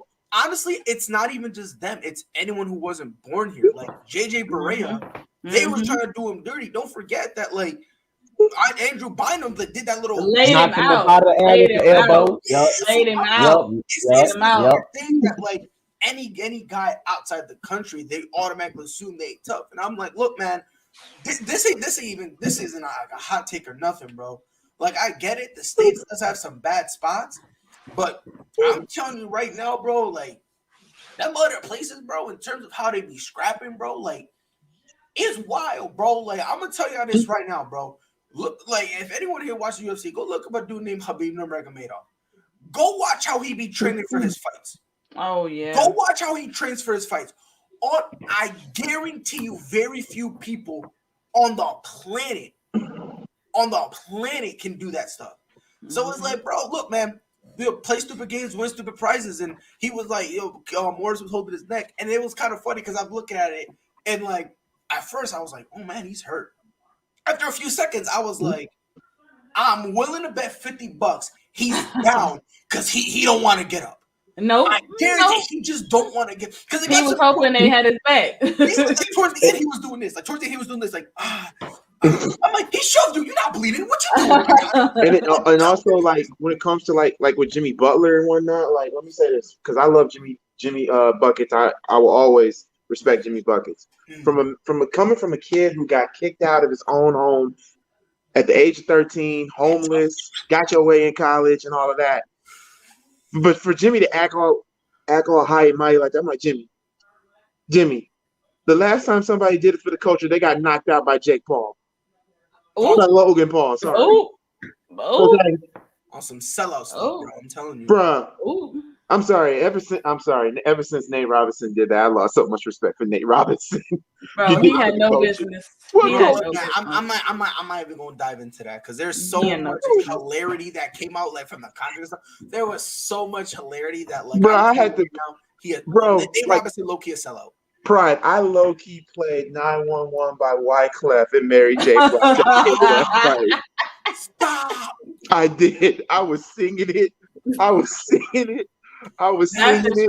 Man. I had to sing 911. My dad was like, "What are you doing?" I'm like, "Watch it." And then my dad was literally, boom, he saw the knockout and he looked and he's like, "Son, you can continue singing now. Now I see why you singing." I'm like, "Yep." Nah, but I'm not. All right, let's move on from Jokic. I know this is going to be a nice topic. We about to get Freddie riled up with this team right here. Ooh, I'm about to leave. Are the Lakers in trouble without LeBron James? Oh my goodness! Y'all, it's been can I go first? Can I go first? No. It's been a wonderful show. Thank y'all for having me on. Keys, you're the moderator. Can I go first? But let me say one thing first. I just want to say one thing. No. I know it's not ASAP, but that's why I'm asking Key. I just want to say one point, and then Fred. I'm very curious to see which Fred word we see today. Are we going to see the Freddie that all of a sudden the Lakers is like in trouble and LeBron all of a sudden is garbage and Russ is a cancer? Or are we going to see the Fred word that the Lakers are on track? We about to sweep the West. I'm very curious to see the Freddie. We're going to see. I don't know because the way Golden State playing right now, they 9-1 in the West. What's the Lakers going to do, Freddie? We ain't worried about no Golden State. Listen here. Y'all not the nursing home. Listen here. Or y'all still going to be the nursing home? Listen here. You know, they said this man was done. They said that he don't belong in the league. He actually was out the league for a year. This man came back down here shooting 64% from the three-point line at Staples. Hit 7 threes last night, 29 points. Anthony Davis dropping 30, 12, and 4. And y'all seen Westbrook. You seen Westbrook with the triple-double. Still need to work on them turnovers because them turnovers are a problem. They are a problem. He didn't make no house last night? He didn't make no house last night? Oh, he made one. He made a little tree house. He made a tree house. Hold on, but the thing with Freddie, you gotta understand with Freddie. I'm not done yet. Stay in your corner. And then DeAndre Jordan. Looking like DeAndre Jordan. I'm not done. No. Freddie, when it comes to the stats, they only matter when they lose. When they win, it don't matter the turnovers Russ had. It don't matter if AD. Didn't I just say about turnovers? Coach, did you hear me just say something about the turnovers? Okay, I'm just trying to make sure Pride Mike can't hear. He might need to clean his ears out. I just said about Westbrook turnovers, so don't try to come correct me when I already addressed that, sir. That's the one thing I'm teaching you. I'm the teacher. You be the student. Stay in your place. But like I said, my Lakers are okay. We can't forget that the Lakers deal with injuries. We will be okay. I don't care. THT, he's gonna come rejuvenize our team. We have Trevor Ariza that's coming back. We have Kendrick Nunn that's about to come back. So, hey, the Lakers are going to be okay. We ain't afraid of no Warriors. And King James will be back to take his throne. You're not allowed to call him that. You're not allowed to call him that. I'm allowed to call him that. By the way, Elena, real quick. Elena, coach, wasn't this the same dude who 2 days ago said the Lakers should start to panic? Yep. Okay. Can I go, please? Right, Elena. Floor is yours. Can I go? Floor is yours, man. Listen, this is why. Elena, how can you know you? Rod not the moderator. Key's the moderator. I asked Key. I raised my hand. She's the moderator. I raised my Key. I'm in school. I raised my hand. Miss Key, would you like to call me Miss? Okay, thank you, ma'am. Okay, so listen here. All right, so this is why, Key, you may not know this. I don't know if you know me that well, but we're going to get to know each other. This is why I call Freddie Bayless. Because the thing of it is... Here it comes. When she say that, it's an expose. The thing of it is, Freddie Bayless... He switched his opinion and he switches his takes. And if this was the goalpost, Sistren, this is for. Ooh, talk to him. This is what he does because this is the same guy. Look, this is. Right. Let me get on my Freddie facts real quick. LeBron James is on my team. He don't show no effort. LeBron James only play one side of the floor. He not the king. He not the GOAT. Kobe never cheated me. And listen, don't you ever in your life again call him King James. You are banned from ever calling him King James again. Now here's my this is my take. No. See, no. I didn't interrupt you. I didn't interrupt you. I didn't interrupt you. Thank you. Here's my take. Oh, Freddie, the Lakers, sir. The Lakers should not be in panic mode because we have to understand a few things. First of all, we have a new team. We have a new team. We have a complete new team. First, that's number one. Russ is going to be Russ. We have to figure out a way to counteract that. That's the biggest issue right now that we're having because Melo is being Melo. Melo, like Freddie said, has been producing. He's been shooting great from distance. He's been their most clutch player right now. And he's been, taking care of the basketball with the Lakers, which a lot of the Lakers have had a problem with, not just Westbrook. Bryan has had turnover problems. AD has had turnover problems also as well. I need Frank Vogel to understand that AD needs to be at the 5 because that's when the Lakers are at their best. That's when the offense flows. That's when they sync. When it makes more sense is when AD is at the 5, and we run it through Bryan. And but the only issue with that is they have to figure out what they're going to do with Russ because Russ can't play off the ball. And he's not really great right now at playing point guard either because of all the turnovers. So there has to be I don't know how they're going to figure out that or combat that. That's the only real concern that I really have because that's their glaring issue is what is Russ's definitive role? Because right now Russ just kind of looks like he's scrambling, like he's just running around trying to fit and trying to be something that he's not and then still be himself. Like there's this internal battle that he's having. So they have to figure that out. They got to figure some rotations out. Like Freddie said, we are getting some key guys back. So I'm interested to see what we look like as a complete team. Can I finish? You ain't no Laker fan. I didn't interrupt you. Can I finish? Yeah, can we do that? Because you just be talking. Yeah. But anyway, so I would like to see the Lakers as a complete roster first before I decide to press the panic button because, like I said, we are still working guys back into the rotation. We are still trying to figure things out. Bryan is injured or maybe I think it's partial injury. Injury. I think it's also partial. He trying to figure out who he gonna keep and who he gonna trade. And I'm gonna just say this as a final statement. Russ got about three and a half more games with me before I sell him for I trade him for a bag of nickels, and I'm not even playing. Like I would drive to LA. I would drive to LA from Sacramento to LA to pick him up and take him to whichever airport he pleases. If he does not figure out these turnovers, because listen, he damn near cost us the game the other night. Honestly and truly, if it wasn't for Melo keeping us in it with his shooting, we'd have lost that game. So that's my take.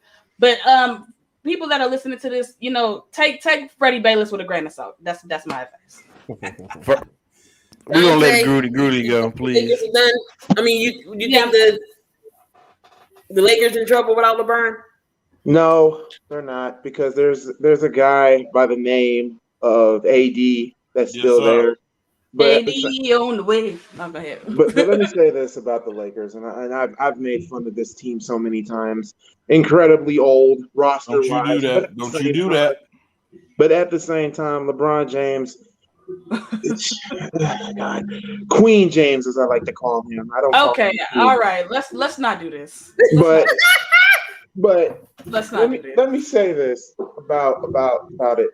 They're not in trouble without LeBron. Personally, I mean, AD's still there. You know, they'll be fine. But I do agree on the Russell Westbrook situation. His turnovers are abysmal.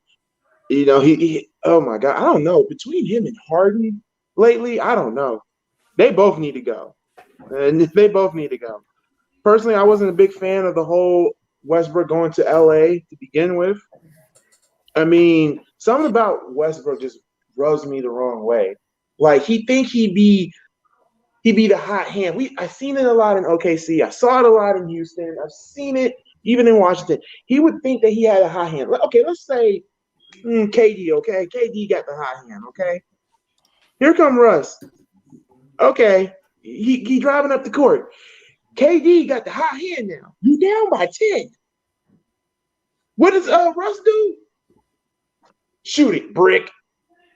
Okay, Russ. All right. You thought you had a good, clean, open shot. Okay, I'll give you that. And then he'll keep on doing it and doing it and doing it.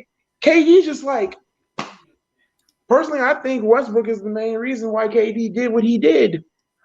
He is the main reason. I mean, that's no secret.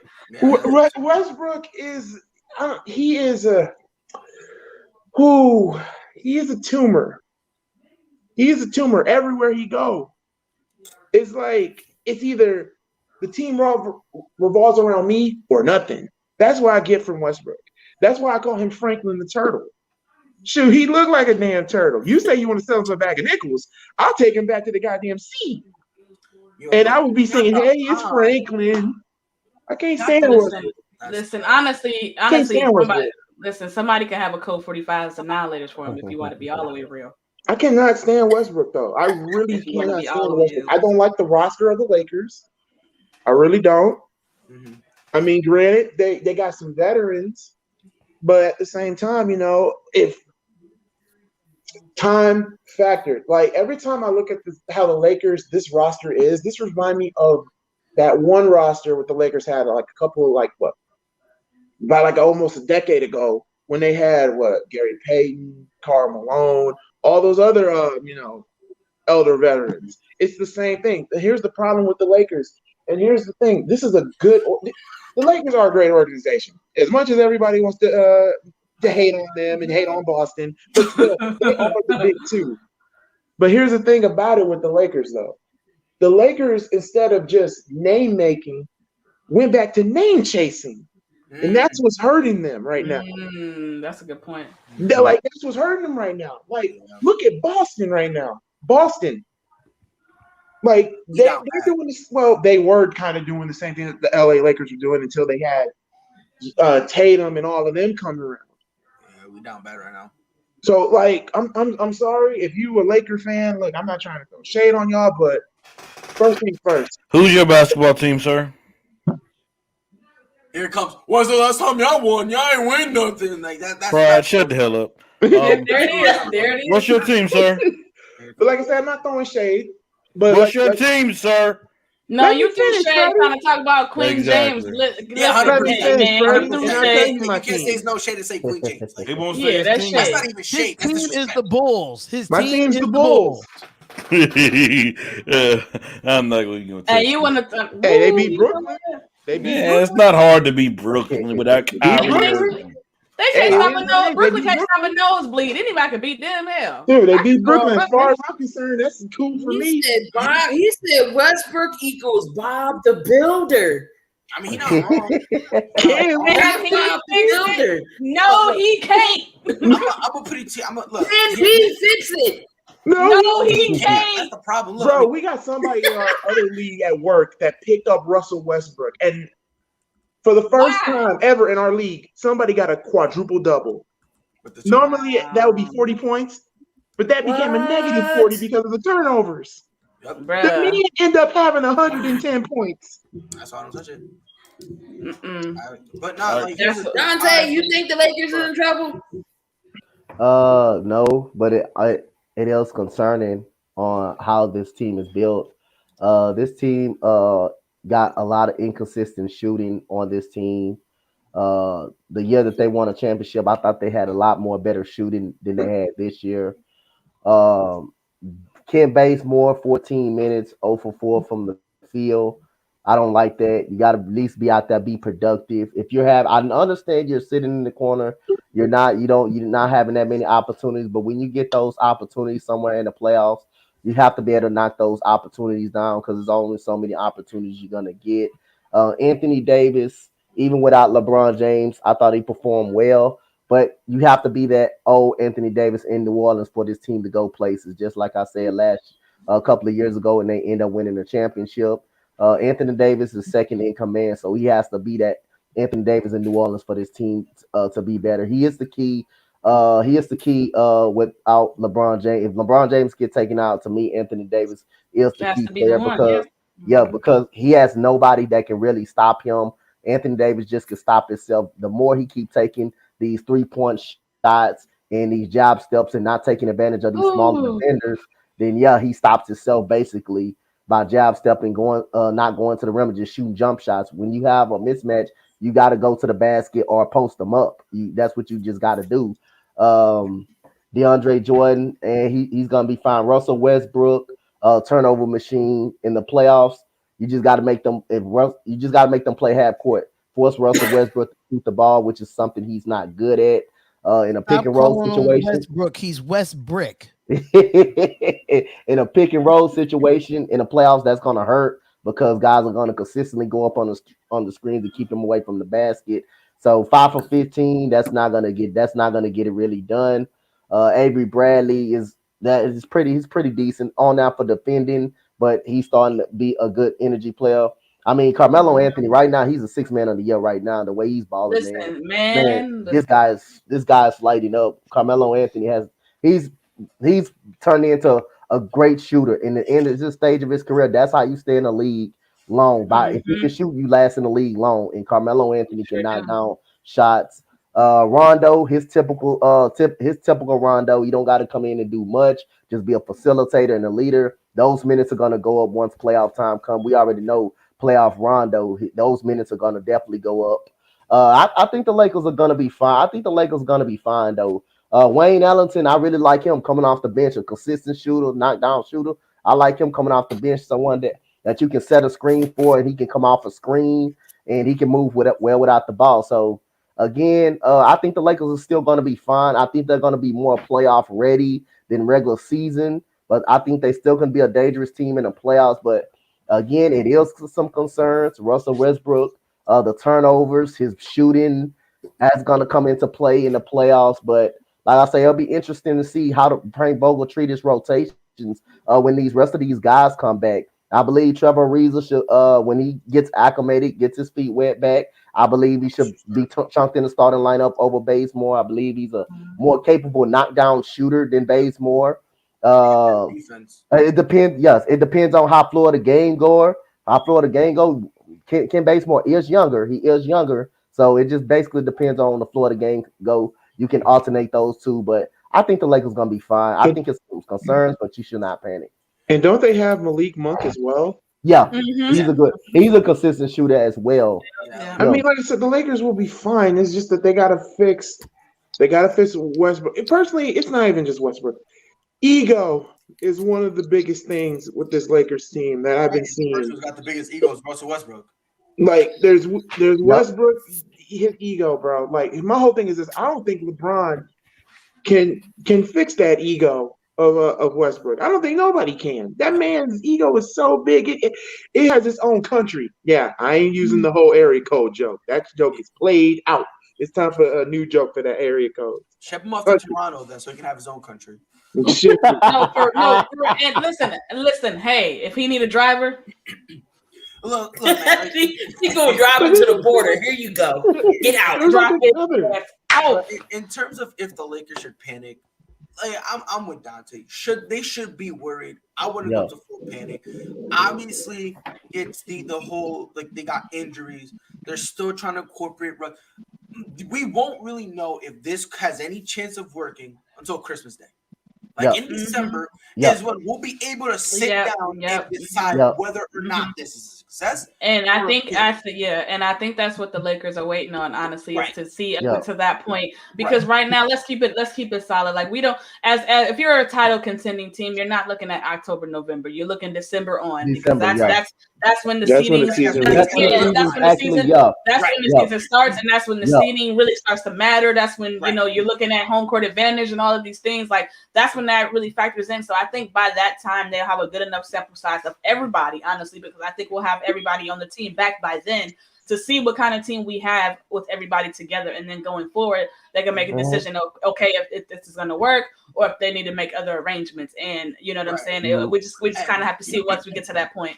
But and here's another thing that should be concerning for all the love that Carmelo Anthony's getting, which deservedly so.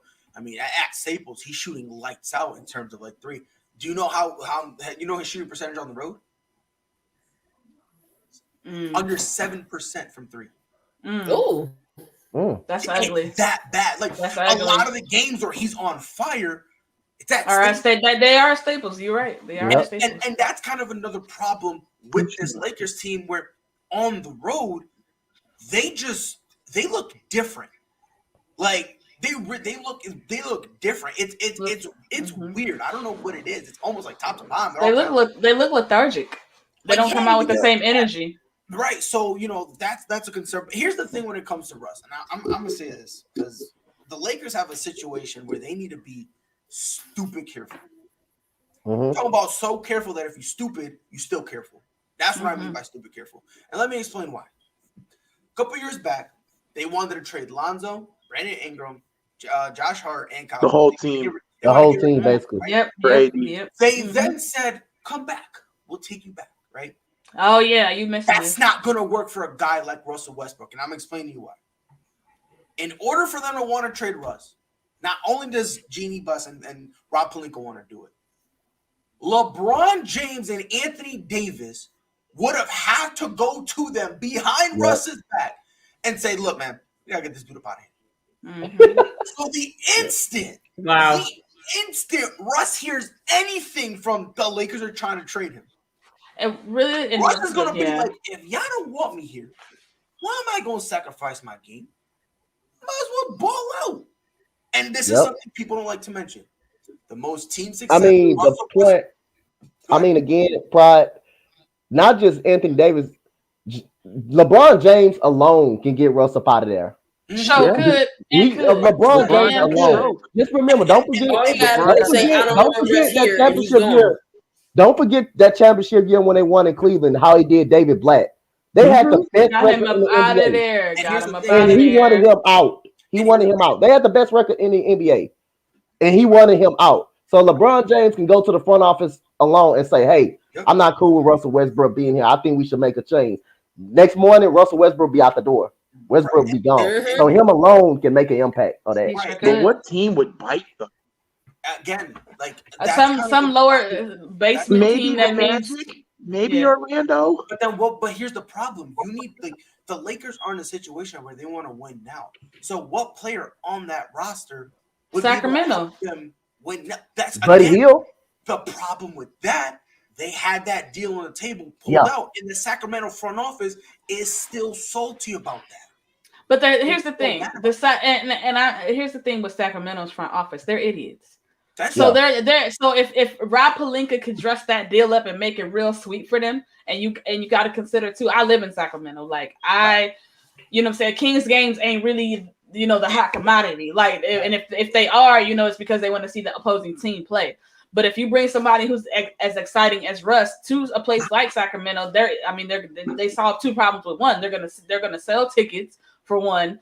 And then people are going to come to see because Russ is such a competitor. Even at his worst moments, you still he's just much watched TV because he's just that entertaining as a player. So I mean, I still think that they can make that deal happen. I mean, it may be a long shot, but I still think it's possible. Right. And also, let me say this too, because this is why I got this highlighted. No way. Westbrook to the Spurs? Get the hell out of here. Yeah, he's not Pop is having. not allowing that. Westbrook would make Pop retire. 100%. Yeah. You can't go to San Antonio. It's a system. It's a system. There you go. They don't just go by one player dominating the ball anyway. So that's not going to work.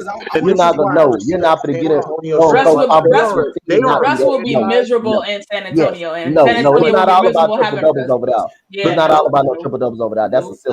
Let me play a game with y'all because I'm probably gonna piss off Spotlight real quick when I say this is what I legit believe they should try to do. And before y'all kill me, hear me out. And Donte, I think I said this in front of you, and you got mad at me. Okay, all the sharp tools are out. Do y'all think Steph Curry will ever get traded?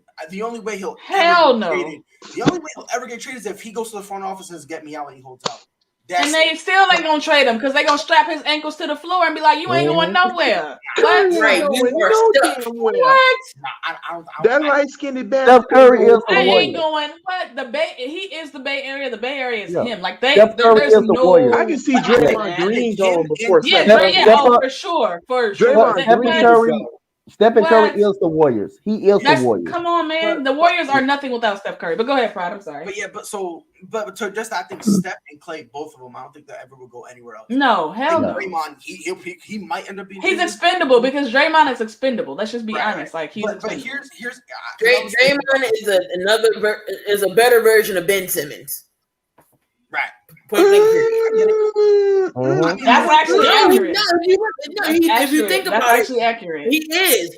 At least Draymond can shoot. Ben can't, but Draymond can play defense. I mean, they both can shoot, but Draymond's willing. Yep, yeah. He's willing to shoot. And then he's at the power forward position where you don't have to worry about shooting as much because you got Curry and Klay Thompson and Wiggins that can take up all the load. So you really, that's why I feel like Ben has to play. I feel like Ben has to go switch to the fourth position. They should consider trading him as right now they're 9-1 right now. You really think Steph is going somewhere? Jay Splash, can I ask what marijuana you're smoking, sir? Because I might need it. No, ask Dave. No, let me ask Damien. The delusion. I do not want that. I don't want that cancer on my team. I'm sorry. I will take my midi. You already 9-1. Why would you want that in your locker room if you 9-1? Why would you break something? Why would you break something? And Clay will be back. And Clay coming back too? Oh no! And they 9-1 already. Come on, man. Right. Hey, Pride, what you about to say? Nobody talking about. Yeah, go ahead, Pride. Go ahead, Pride. We cut Pride out so many times. I just know, Spotlight. Just leave yourself muted till I finish, because I know once I say. Oh hell! I genuinely believe one of the names they should consider trading for is Ben Simmons. I'm talking about the Lakers, and the reason I'm saying this, Ben Simmons. Now take this walk with me because I understand. I think the Lakers would be worse. I don't think so. And let me. I think they would be honest. I don't think so, but I don't. And I'm explaining why. Okay, go ahead. I'm gonna let you explain. And I'm with you. You're gonna lose shooting, and that's. Yeah, cut on this camera. Anyway, you're gonna lose shooting, right? But one of the main problems the Lakers have is defensively. When you put Ben Simmons in there, he helps defensively. When you get Ben Simmons. You don't really need him to be what Philadelphia was hoping him to be. You can kind of keep him be the same 15 points per game guy, just run the offense and do stuff like that. So my thing is, I feel like he kind of fills a lot of the holes that, that frankly, the Lakers have. You know what I mean? Granted, yeah, you're going to sacrifice, in terms of the shooting, but it's going to be less turnovers. You're going to have one more guy who can not only run an offense, but on top of that is a guy who can defend 1 through 5 consistently. Like if you having him play a game, bro, like he's every year for the past 3 years, he's been a legitimate defensive player of the year candidate.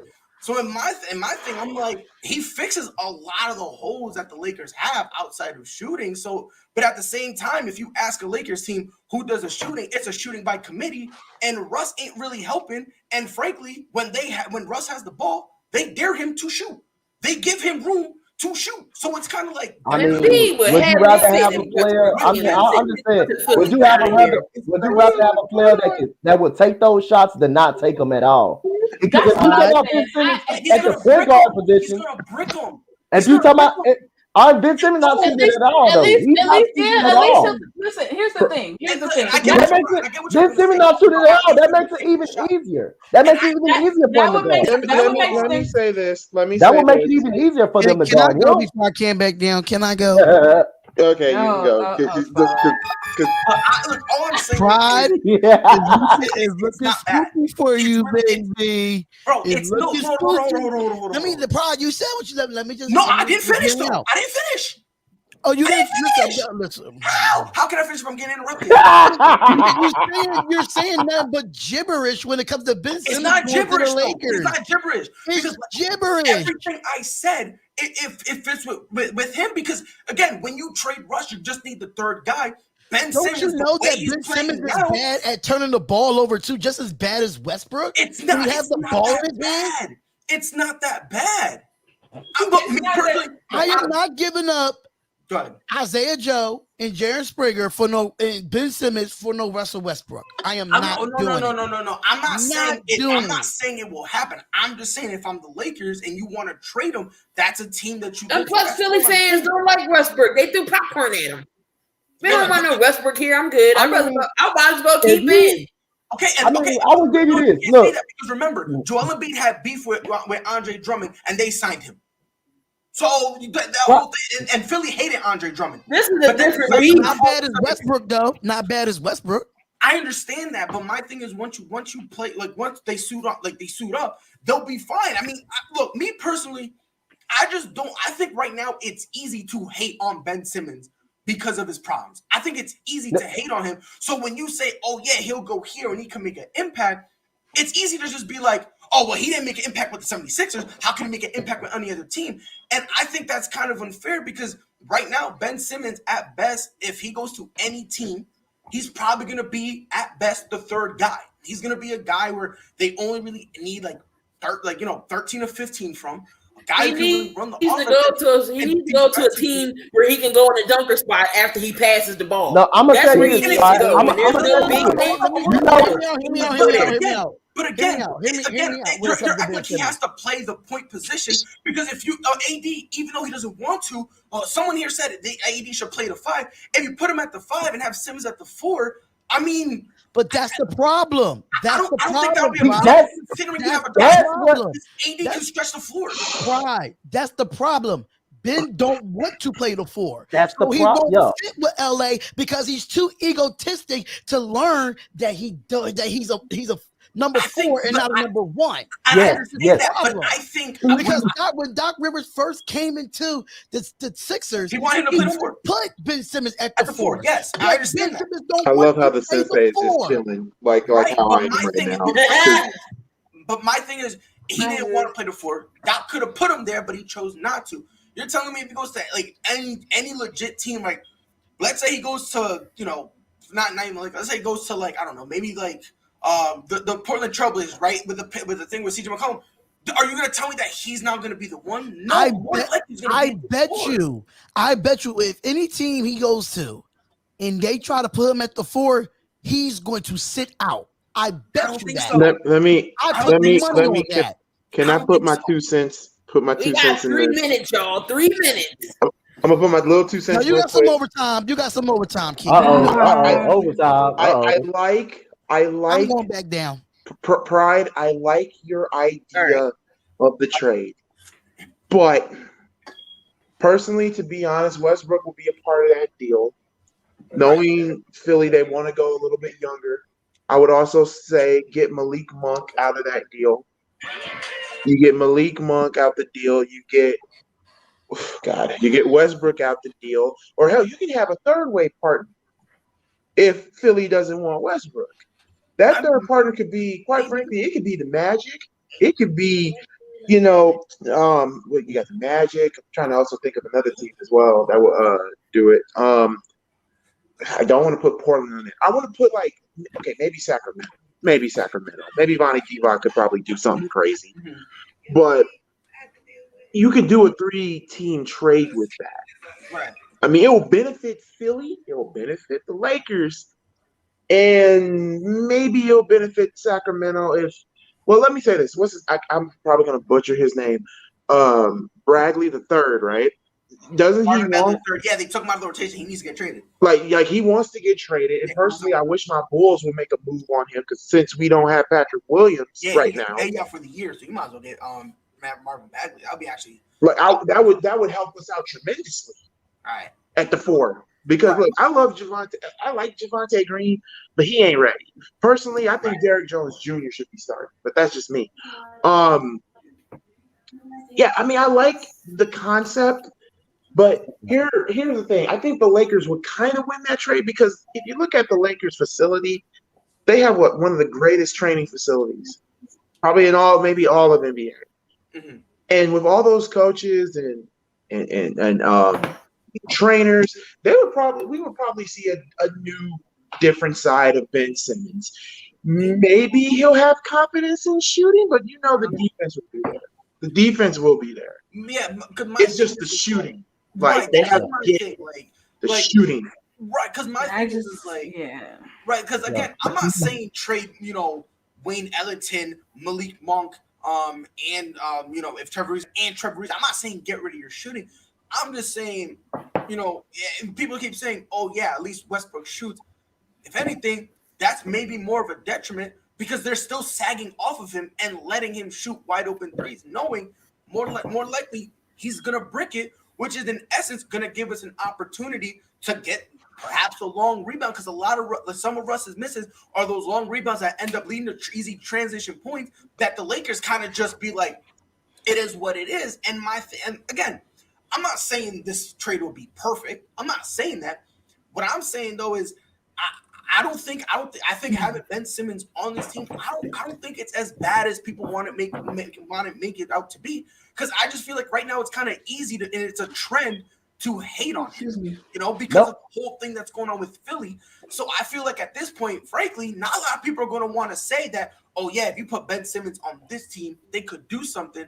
Because frankly, no one wants to give him that credit right now because everyone's mad at him. You know what I mean? Like if Luka Doncic did something like that, oh dude, people would probably be mad at him, and they would all of a sudden, instead of him being this great player, he'll be diminished. You know what I mean? So I just feel like it's unfair because it's easy to pile on Ben Simmons. I'm not going to say that Ben Simmons fixes all the problems, but I think he fixes enough problems where the Lakers should, at the minimum, consider it and look and say, you know what, maybe this is a route we can go because, we're not going to have the shooting, but in terms of everything else, and again, this is a championship team with LeBron James, and look, if the Lakers are willing to give Russ a shot, there's literally no excuse on God's green earth for them not to give Ben Simmons a shot. Then that's just my point. Like, you know what I mean? Again, I'm not trying to make it seem like, Ben Simmons is like a top 5 player and you put him on any team, he'll change their future like that. I'm not saying that.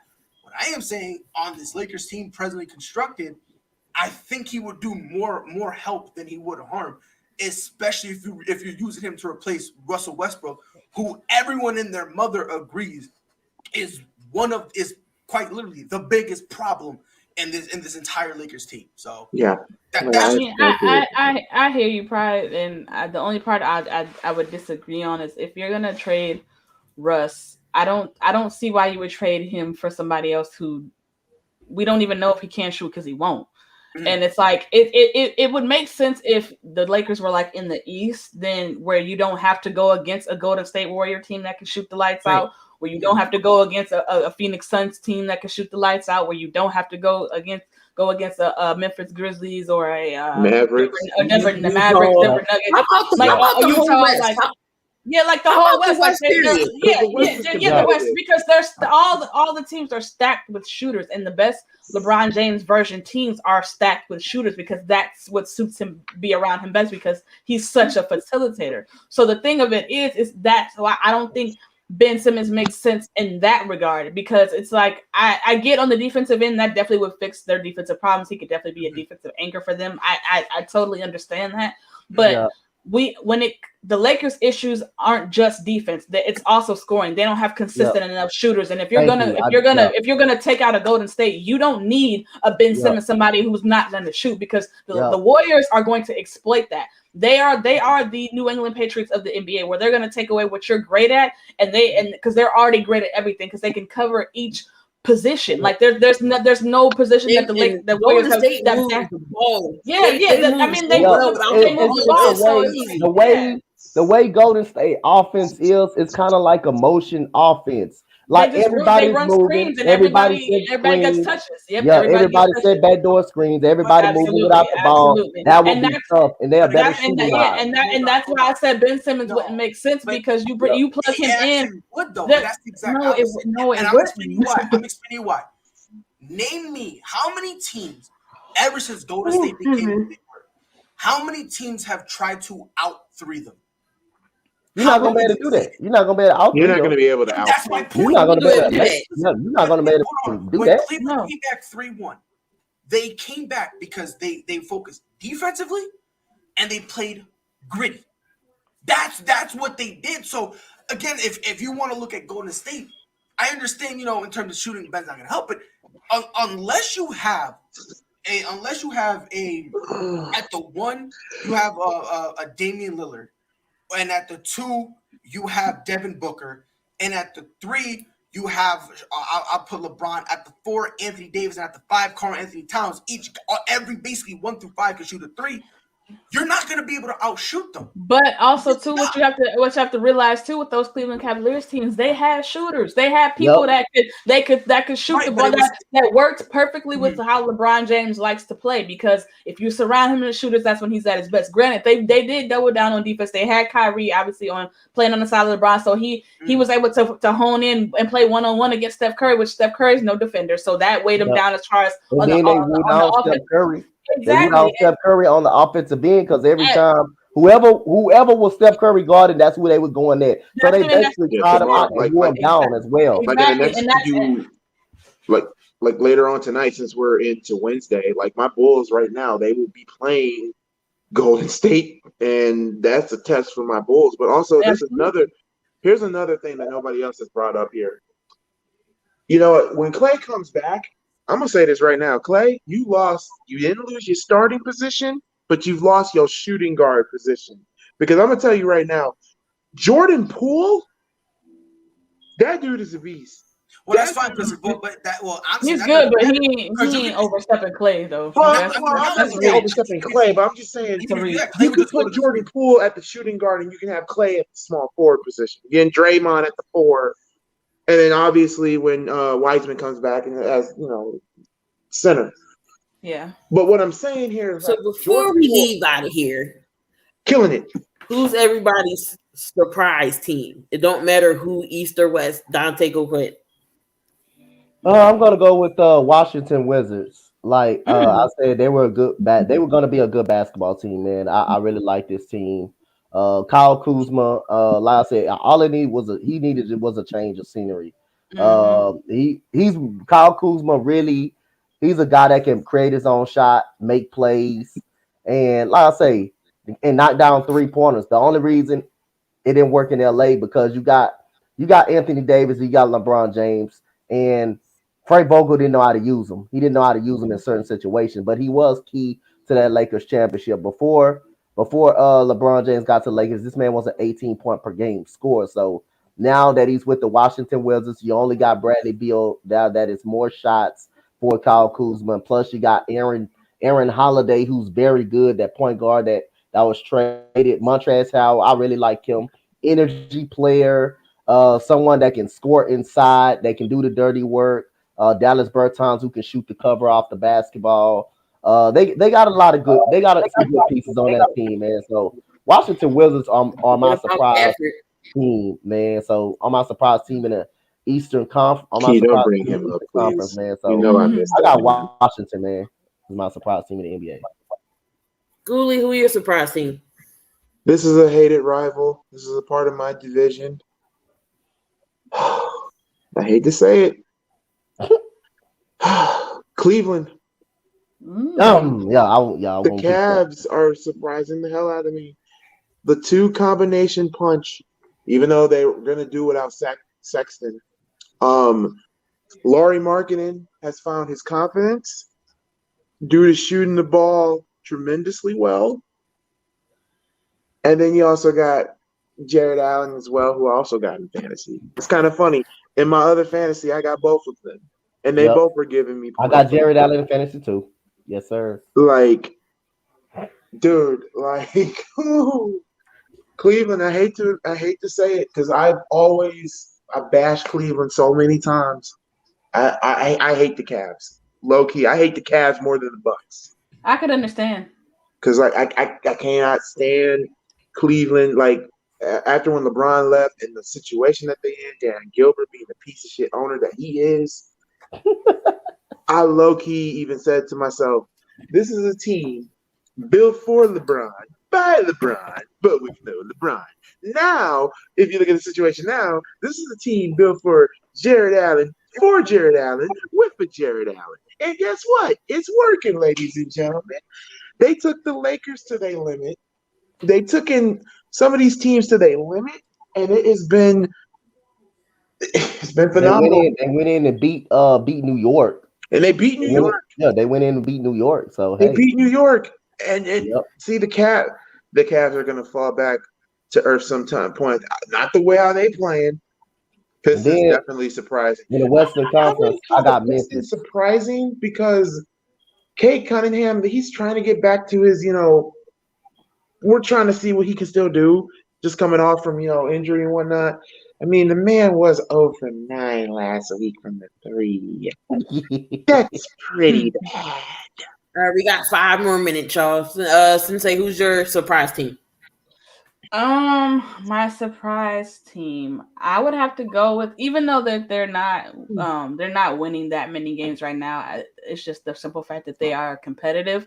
I'm gonna go with the Houston Rockets. I really like Jalen Green. I really think that they believe in him. I think that if they get maybe a couple veteran pieces in there to kind of put him under their wing, I think that they could be definitely a team to be reckoned with in the next year or so. Like I said, they're not winning a whole lot of games right now, but they're competitive, and I don't think people. Yes. Yeah, and I don't think we should have beat Denver. We should have beat Denver. Honestly, y'all should have beat us the Lakers the second time when y'all came to Staples. But we shot off with turnovers, though, man. You averaging 19 point turnovers a game. That hurt. You can't do that. But they're also a young team, and like I said, I don't think people expected them to be competitive with just how everything's transpired. All the people that left, obviously losing James Harden, all of those things that are happening. And like I said, they're a really young team, so I think within due time they can definitely make some noise. So I think that they'll be my surprise team. Brad, who's your surprise team? My surprise team is my beloved Boston Celtics, and that's honestly for the opposite reason of everybody. I thought we were supposed to have a pretty good year. I really did. I didn't think we were going to be looking like this. You feel me? And you feel me? We making jokes about the Lakers. We looking worse. You feel me? Now I'm loving that Lakers talk. I'm loving it because it's taking the attention off us. I'm chilling. But look, man, we've been down bad. Now it's to the point where Udoka, he's trying to change the way that Jaylen Brown and Jason Tatum play and what Marcus Smart said was the truth. Absolutely. Hey, and you see what happened? He said in the last 2 games that woke him up against Orlando and Miami. They kind of woke him up. It's almost like that was needed. Yep. That's gonna get him traded, but he didn't lie. Yeah, but he didn't lie. He didn't lie about it. It won't get him traded because at the end of the day, what he said A was true, and B, they sat down, they had a conversation, and they moved on from it. But now he's trying to make these guys kind of not really. You guys are really playing like ISO players. You can't do that. You guys need to, try to spread the ball around. And you see, not the Jets, Damien. Okay, that's dramatic. That's a reach. 100%. He tried to do that for some chuckles. Unfortunately, you didn't get none. But, you know what? I'm gonna do it for you, Pride. That's funny. But we kind of we've been losing some games, and we got blown up by the Raptors real bad. Like that kind of made me kind of hide for a minute. But the way I'm looking at it, hopefully we can get it together. But I'm kind of disappointed. But actually, can I talk about real quick a player that actually has surprised me like a lot? Go ahead. real quick, Harrison Barnes for some Yes. unknown reason Yes. He is beat Phoenix. He beat Phoenix on the game-winning 3-point. and look, man. Yo, Not only listen, I believe right now he's most improved player, and I think right now he's running away with it. He low key might be a dark horse MVP candidate because he's right now averaging career high in points, steals, rebound, free throw percentage, 3-point percentage, and he tied a field goal percentage like career high. So like he's really doing like career highs really all around the board. So 100%, bro. I've been nothing but impressed with that dude, and I feel like people aren't really talking about him. Because after he left Golden State, people kind of really ignored him, and he's in Sacramento, so people don't really talk about him. But I think he deserves some respect on his name right now. Pride, did you block Damian? No, it wasn't me. It wasn't me. I put him in the put him in the kitty corner. We call it the kitty corner because he has to rethink about his life choices. I was shocked. Damian lasted almost 2 hours and didn't get put in the kitty corner until now. Real quick, another person I'm just a little bit surprised though, even though for me, DeMar DeRozan has been surprising the hell out of me. Mm-hmm. Dude is number 5 in the MVP race. And I'm going to say this about DeMar. I think this is a totally different DeMar DeRozan that we've seen. Mm-hmm. Yo, he counts. I can't with this man. And here's the thing, and I'm not saying it because I'm a Bulls fan and whatnot. When we got DeMar, I was excited, but I didn't suspect for DeMar to play like an MVP. I thought the award would go to Zach LaVine, but DeMar DeRozan, he has been shooting the ball well. I call him the mid-range king. I still go by that. That's my opinion. And it really showed last night, 2 nights ago now, against Brooklyn. Kind of showed a little bit in the 2 Philly games that we lost. But, there's still some improvements, though. I still say that deep down the Bulls, I'm not going to put them as a surprising team. This is like something like I'm expecting right now. Beat Golden State, and that legit factor is going to go up. My optimism is going to go up. Yep. The problem with me, I'm going to say this to Key, and we can end it after this. The problem with me, DeMar DeRozan, this is nothing usual in a regular season. I want to see him be that guy in the playoffs. He always has a great regular season.